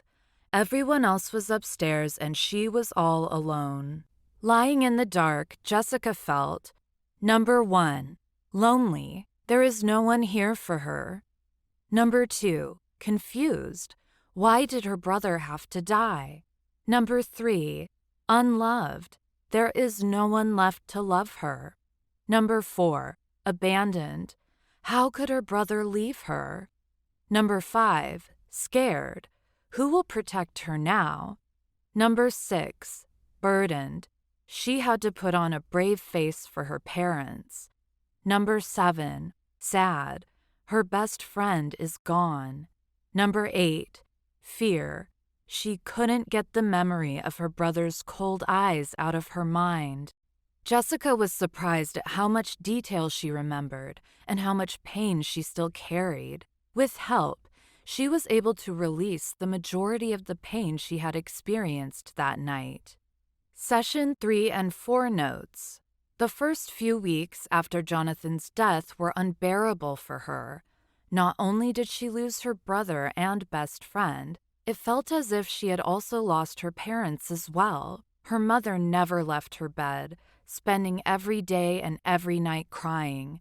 Her father was unable to deal with it and departed to a local bar to escape nightly. That left Jessica all by herself with no one to talk to. Her loneliness and feelings of being unloved amplified. The next few months were a little better. Her mother started taking some medication to calm her nerves and was now able to get out of bed and lounge around the house. However, she moved slowly and had very little expression on her face, almost zombie-like. Her mother's doctor recommended grief counseling for the family, but her parents refused. Her father started working from home. Although her parents were both physically there, they were emotionally checked out. The conversations they did have centered around her father's work and her mother's pills. Occasionally, they would bring up Jonathan, saying what a perfect son he was and how the house is dead now that he's gone. Jessica remembered wanting to yell, "I'm here! I'm alive! Pay attention to me!" Jessica became more and more withdrawn as the feelings of being unloved grew stronger in her mind. She wondered what was wrong with her. She didn't know why she was so unlovable. 6 months after Jonathan's death, her mother came back to life. She began to cook and clean again. Occasionally, she would even ask Jessica to come and watch TV with her. Her father even looked happier somehow. Jessica was confused but didn't care. She was just happy to have some attention from her parents again. Later that month, her parents sat her down to announce the great news. Her mom exclaimed, "Our family has been saved. We will have life in this house again." Jessica's mom was pregnant and they were expecting a baby in January. Jessica was in shock. She didn't know what to say. She didn't know what to feel. A baby? Life in this house again? I'm alive. I've always been alive. Doesn't my life count? Jessica remembered thinking. Fast forward a few years later, Jessica reports feeling even more distant from her parents. They spent so much time and attention on Jennifer that they rarely noticed Jessica's presence. Sure, they pretended to include her in on their activities sometimes, but the offers were so fake that they angered Jessica even more.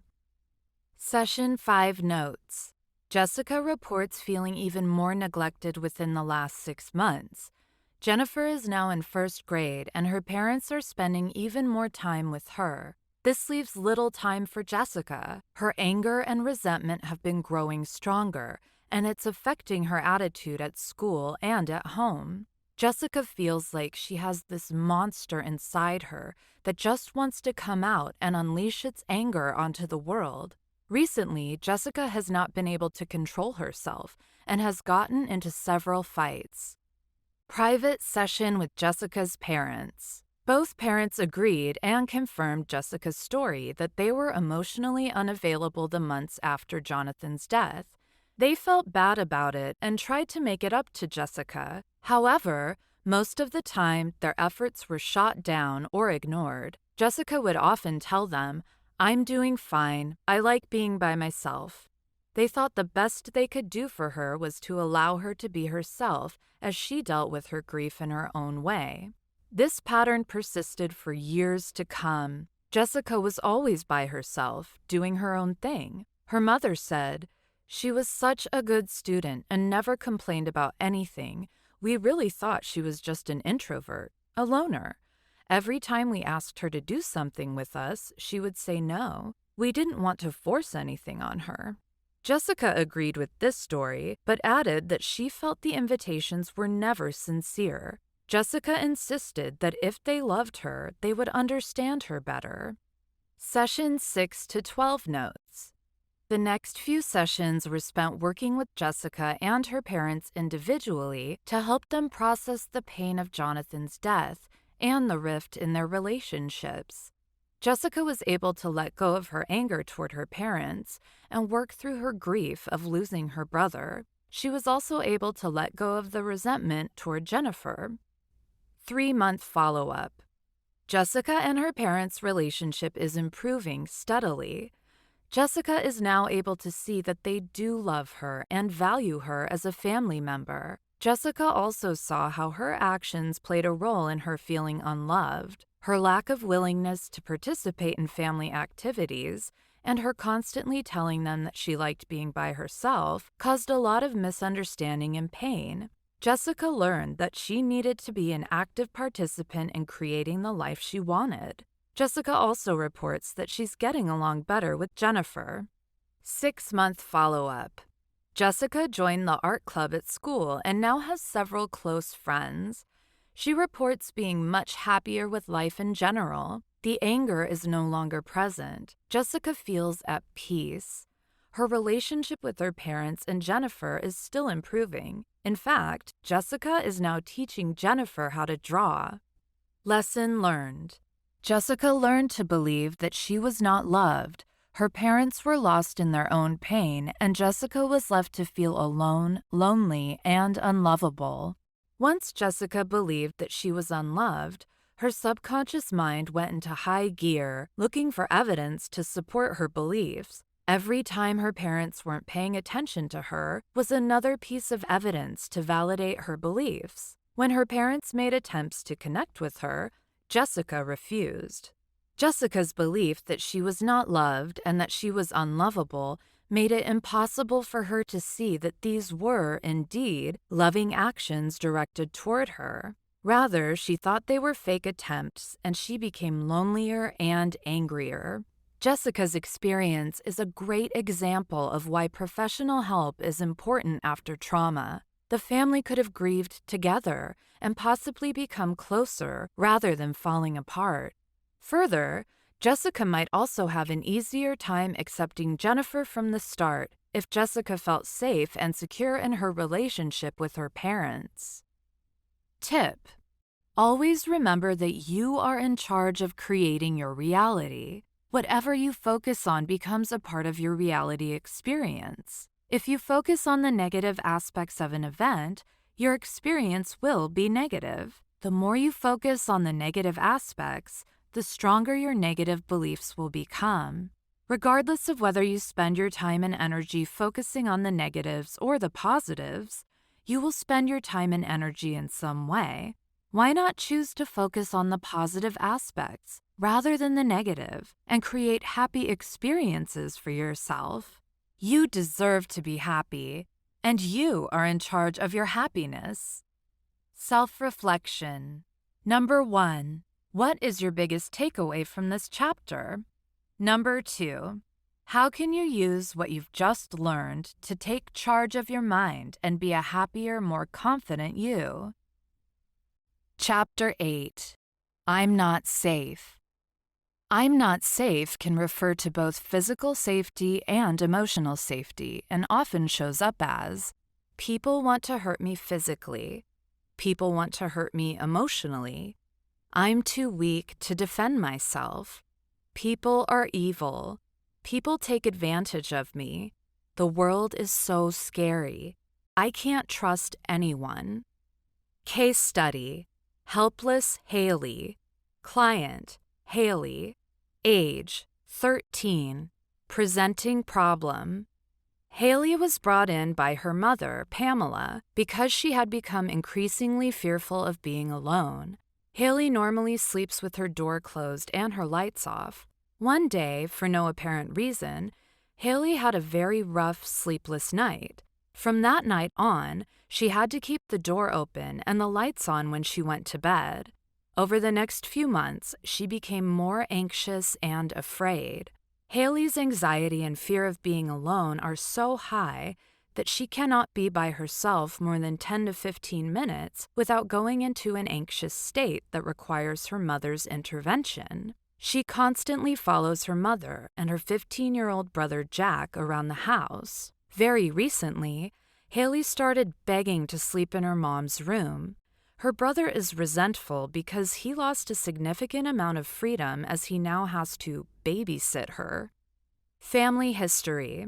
Haley is the youngest of two siblings being raised by a single mom.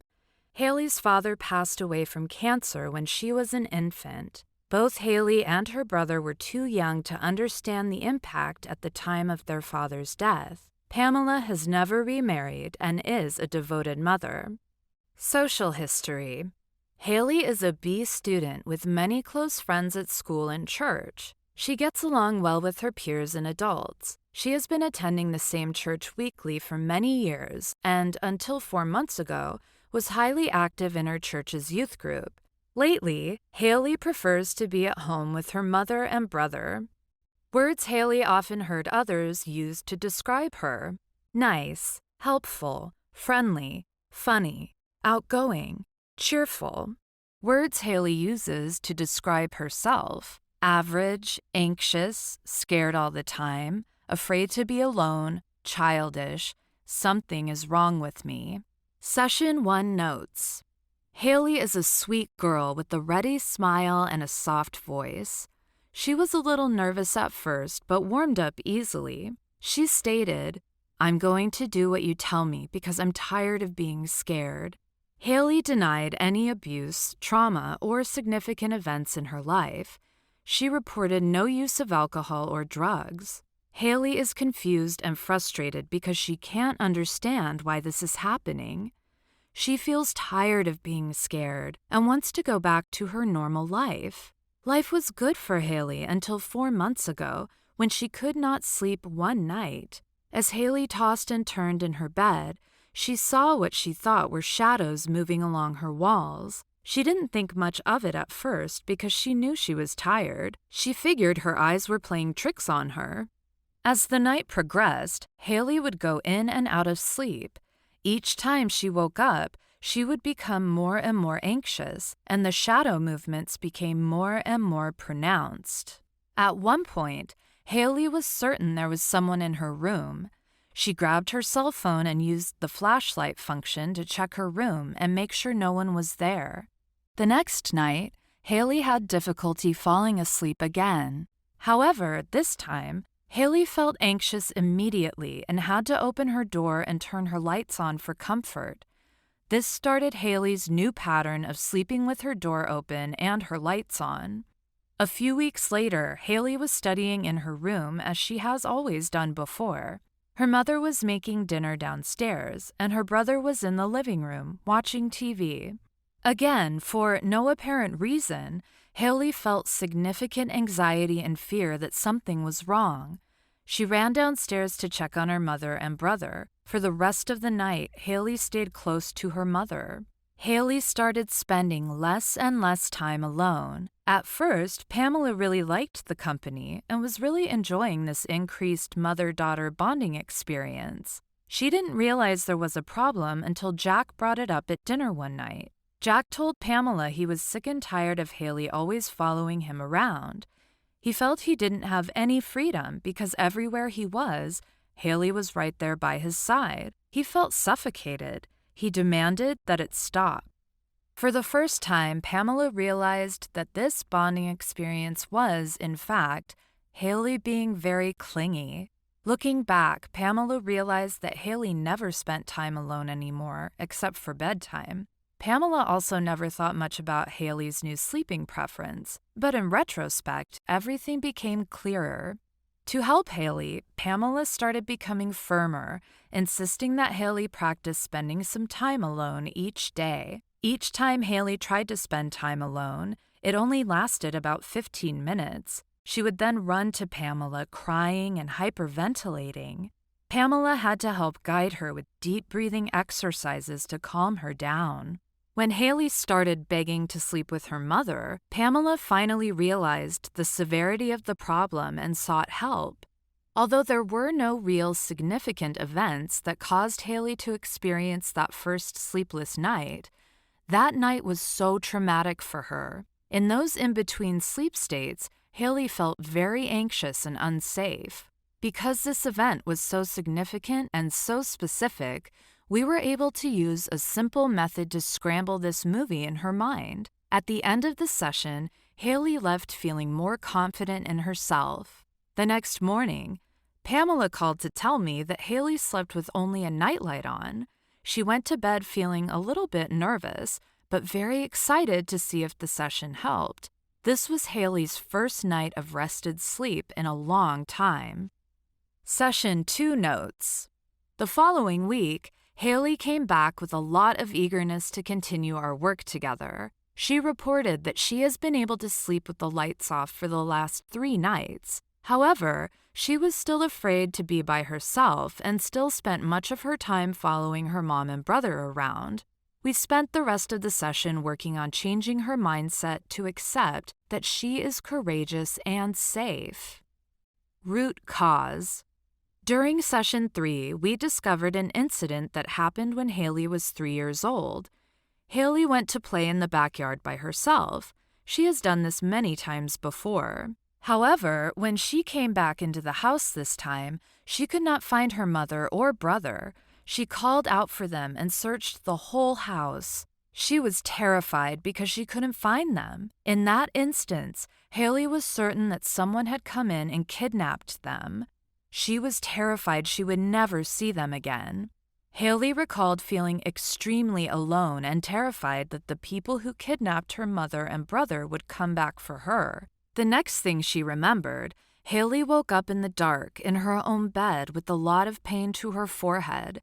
She screamed out for her mom, and her mom came running to her. Haley later found out that her mother and brother had just stepped outside of their house to say hi to the new neighbors. Haley's mom saw she was enjoying playing in the backyard and didn't want to interrupt her. When her mom came back inside the house, she found Haley sleeping by the stairs and brought her to her bed.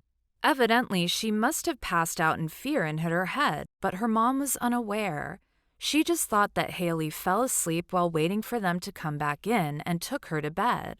Again, because the event was so significant and so specific, we were able to scramble it easily. Haley was able to see the full picture and accepted that she was safe and her mother and brother were also safe the whole time. Once Haley fully understood and accepted the reality of the situation, she was able to move on. 3-month follow-up. Life has returned to normal for Haley and her family. Haley reported being able to sleep with the lights off and be comfortable by herself. When the old fear tried to come back, she would close her eyes and imagine that she was watching an unpleasant movie and turn it off. Occasionally, she would imagine herself turning off the old movie and switching to her favorite TV show. That brought her peace and calmness immediately. Using this simple technique has helped Haley to take control of her life. She is now actively engaging in her youth group even more. Haley's mom reported an interesting side note. Haley's motivation and focus have increased significantly. She is now getting 4 A's and 2 B's in her classes at school. This is a powerful lesson in what our minds can do to hold us hostage. While Haley experienced no real trauma, her imagination and misguided beliefs when she was a toddler created a deep-rooted belief that she was not safe. Once that belief was created and placed in her IC, it ran in the background and collected evidence to support it. I'm certain there were many smaller incidences that validated that belief system for Haley, but the night when she couldn't sleep definitely brought this old, hidden belief to the forefront of Haley's subconscious mind. The stranger danger protocol was on high alert, and Haley experienced significant fear throughout her day. She had to stay by her mom's side for safety. Once the emotions that were attached to this belief were neutralized, Haley was able to realize and accept that she and her loved ones were safe. The stranger danger protocol was turned off, and Haley was once again at peace. Tip: remember, your subconscious mind does not know how to differentiate between what's real and what's vividly imagined. In Haley's case, Her vivid imagination at age 3 caused her significant pain and grief later on in her life. Be kind to yourself. If you catch yourself creating scary what-if scenarios in your head or replaying painful experiences of your past, tell yourself to stop. Give yourself permission to focus on something different. Whatever you focus on becomes bigger. Why not focus on the things that bring you happiness? I hope this book and the 4 case studies in this book helped you to understand how powerful your mind really is and how you can play a significant role in creating your life experiences. Remember, you are the boss. It is up to you to give your assistant the commands that bring you closer and closer to your goals and dreams. If you find yourself drifting away from your goals or dreams, pause, reevaluate, and redecide on a course of action that best serves your needs. You can learn to take control of your feelings, thoughts, and actions. You can learn to take control of your life. Thank you for listening to I Would, But My Damn Mind Won't Let Me, Book 2 of 3 from the Words of Wisdom for Teens series. Be sure to check out the complete series and learn how to be in control of your life by taking control of your thoughts, feelings, and actions. Thank you. Jacqui. About the author. Dear listener, if you are a teenager struggling with high stress, anxiety, self-doubt, low confidence, or depressive symptoms, I want you to know that you are not alone. I know because I have been there myself. My name is Jacqui Letran, and I have over 18 years of experience helping thousands of teens, and I know I can help you. I know you're frustrated, scared, and lonely. I was too. I also know confidence, success, and happiness are achievable because I have successfully freed myself from those old emotions and embraced my life with excitement, confidence, and joy. My goal is to help you understand the power of your mind and show you how you can master it so you can overcome your struggles and step into the magnificence of your own being, just like I did, and just like thousands of others have done using these same techniques. Who I am and why I care. My life was rather easy and carefree until I hit my teenage years. Overnight, it seemed that all my friends transformed from girls into women. They began to wear makeup and dressed in expensive and sexy clothes. They flirted with boys. Some even flaunted the older boys they were dating in front of me. I, on the other hand, remained trapped in my boyish body.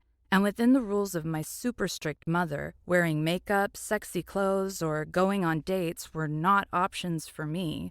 I felt different and isolated, and I quickly lost all my friends. I didn't know what to say or how to act around others. I felt awkward and left behind, as if I didn't belong anywhere. I just didn't fit in anymore. I became more withdrawn as I wondered what was wrong with me. Why didn't I blossom into a woman like all my friends? Why was life so difficult and so unfair? I blamed my mother for my problems. If she weren't so strict, I would be allowed to date and have nice, sexy clothes, I thought. At least then I would fit in and everything would be perfect. I also felt very angry. My life had taken a turn for the worst, but no one seemed to care or even notice. I started skipping school, began smoking, and getting into physical fights. I walked around with a chip on my shoulder and an I don't care attitude. I felt invisible, unimportant, and unworthy. Deep down, I only wanted to be acknowledged and accepted as I was. I wanted to belong. I wanted to be loved. I thought my wishes were answered when I was 16. I met a man who was 5 years older than me. He showered his love and affection on me and made me feel as if I was the most important person on earth. 6 months later, I found myself a high school dropout, pregnant, and living on public assistance. I felt more alienated than ever before. Everywhere I went, I felt judged and looked down upon.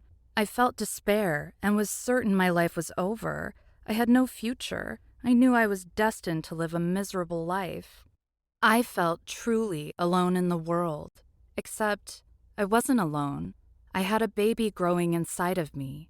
The day I gave birth to my son and saw his angelic face, I knew that it was up to me to break this cycle of self-destructive thoughts and actions. That's when everything changed. I began to read every self-help book I could get my hands on. I was on a mission of self-discovery and self-love. Little by little, I let go of the old beliefs that were holding me back from seeing myself as capable, intelligent, and beautiful. The more I let go of those old beliefs, the more confident I became and the more I was able to accomplish. It was a powerful lesson in how changing my thoughts actually changed my life. 6 years later, at the age of 23, I earned my master's degree in nursing and became a nurse practitioner. Since then, I have dedicated more than 18 years of my life working in adolescent health. I feel so fortunate to be able to use my gift and passion to help teens build unstoppable confidence and empower them to step into their greatness and take charge of their future. As I reflect on my painful teen years, I realize how I played a major role in determining my life experiences. My low confidence had paralyzed me from taking action, thus reinforcing my misguided belief that I was somehow different or inferior. I knew I had to share this knowledge to empower other teens to avoid some of the pain I had personally experienced. In my 18-plus year career specializing in adolescent health, I have established, owned, and operated Teen Confidence Academy, specializing in helping teens overcome stress, anxiety, and depressive symptoms without medication or long-term traditional therapy. Established, owned, and operated multiple Teen Choice Medical Center locations. Become a speaker, podcaster, and multi-award-winning author. Educated and supported thousands of teens and adults to overcome stress, anxiety, and depressive symptoms. Raised a loving, intelligent, and confident man, he is my pride and joy. And completed postgraduate training in holistic and alternative health and healing methods. I am deeply passionate about helping teens let go of their barriers so they can see the beauty and greatness within themselves. I believe each of us deserves a life full of health, love, and happiness. I also believe that every person has within them all the resources needed to achieve a beautiful and fulfilling life. In my younger days, when I was going through my troubled teen years, I needed a place where I could be mentored, where I could learn, reflect, and grow. A place where I could heal and get a proper, healthy perspective of myself as well as the world around me. I didn't have that option then, or at least I didn't know where to find it. That is why I became a mindset mentor specializing in teen confidence, and that's why I am writing this book for you now.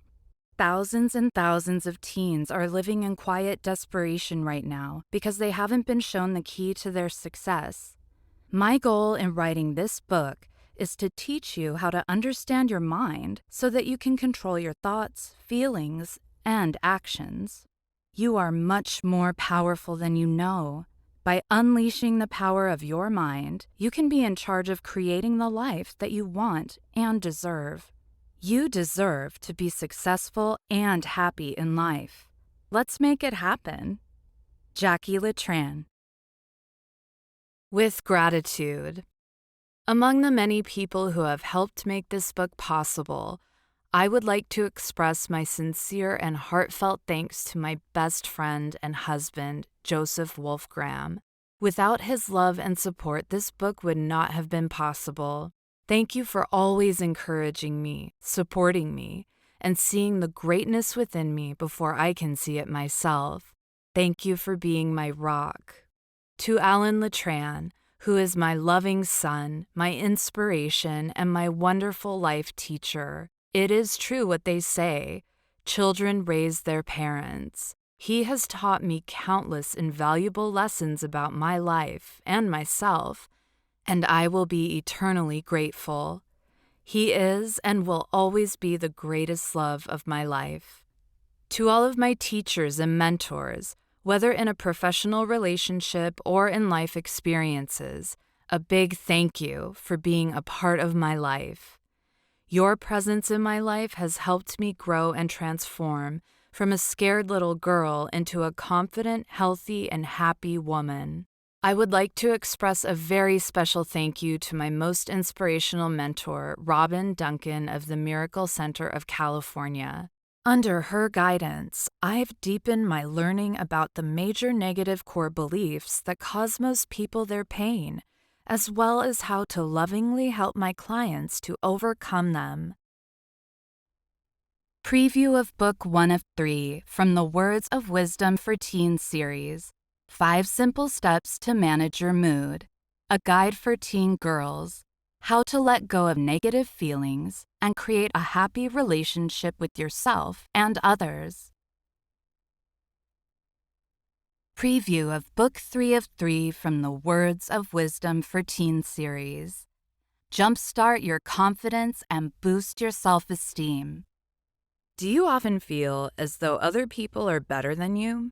Does it seem they are more carefree, more outgoing, and more confident? They make friends easily, and good things seem to happen for them all the time. They are fun, witty, and full of charm. Everywhere they go, people are drawn to them. They do what they want and say what they think. These positive, likable traits seem to come so naturally for them.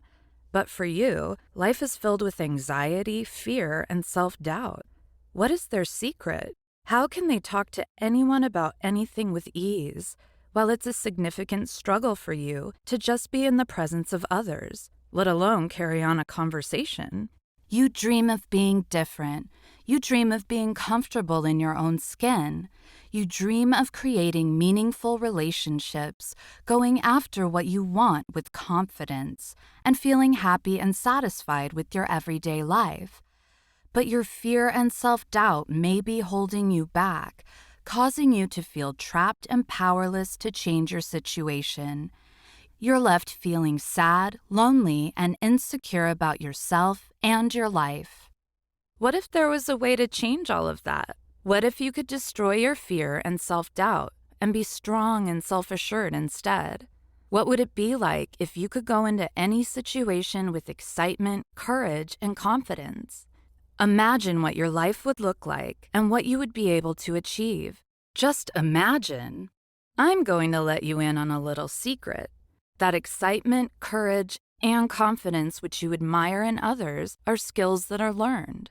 Sure, there are some people for whom these traits come naturally, but if you were not born with these traits, you can learn them. The thing is, you can learn to change your negative thinking, destroy your fear and self-doubt, and go after whatever you want with confidence.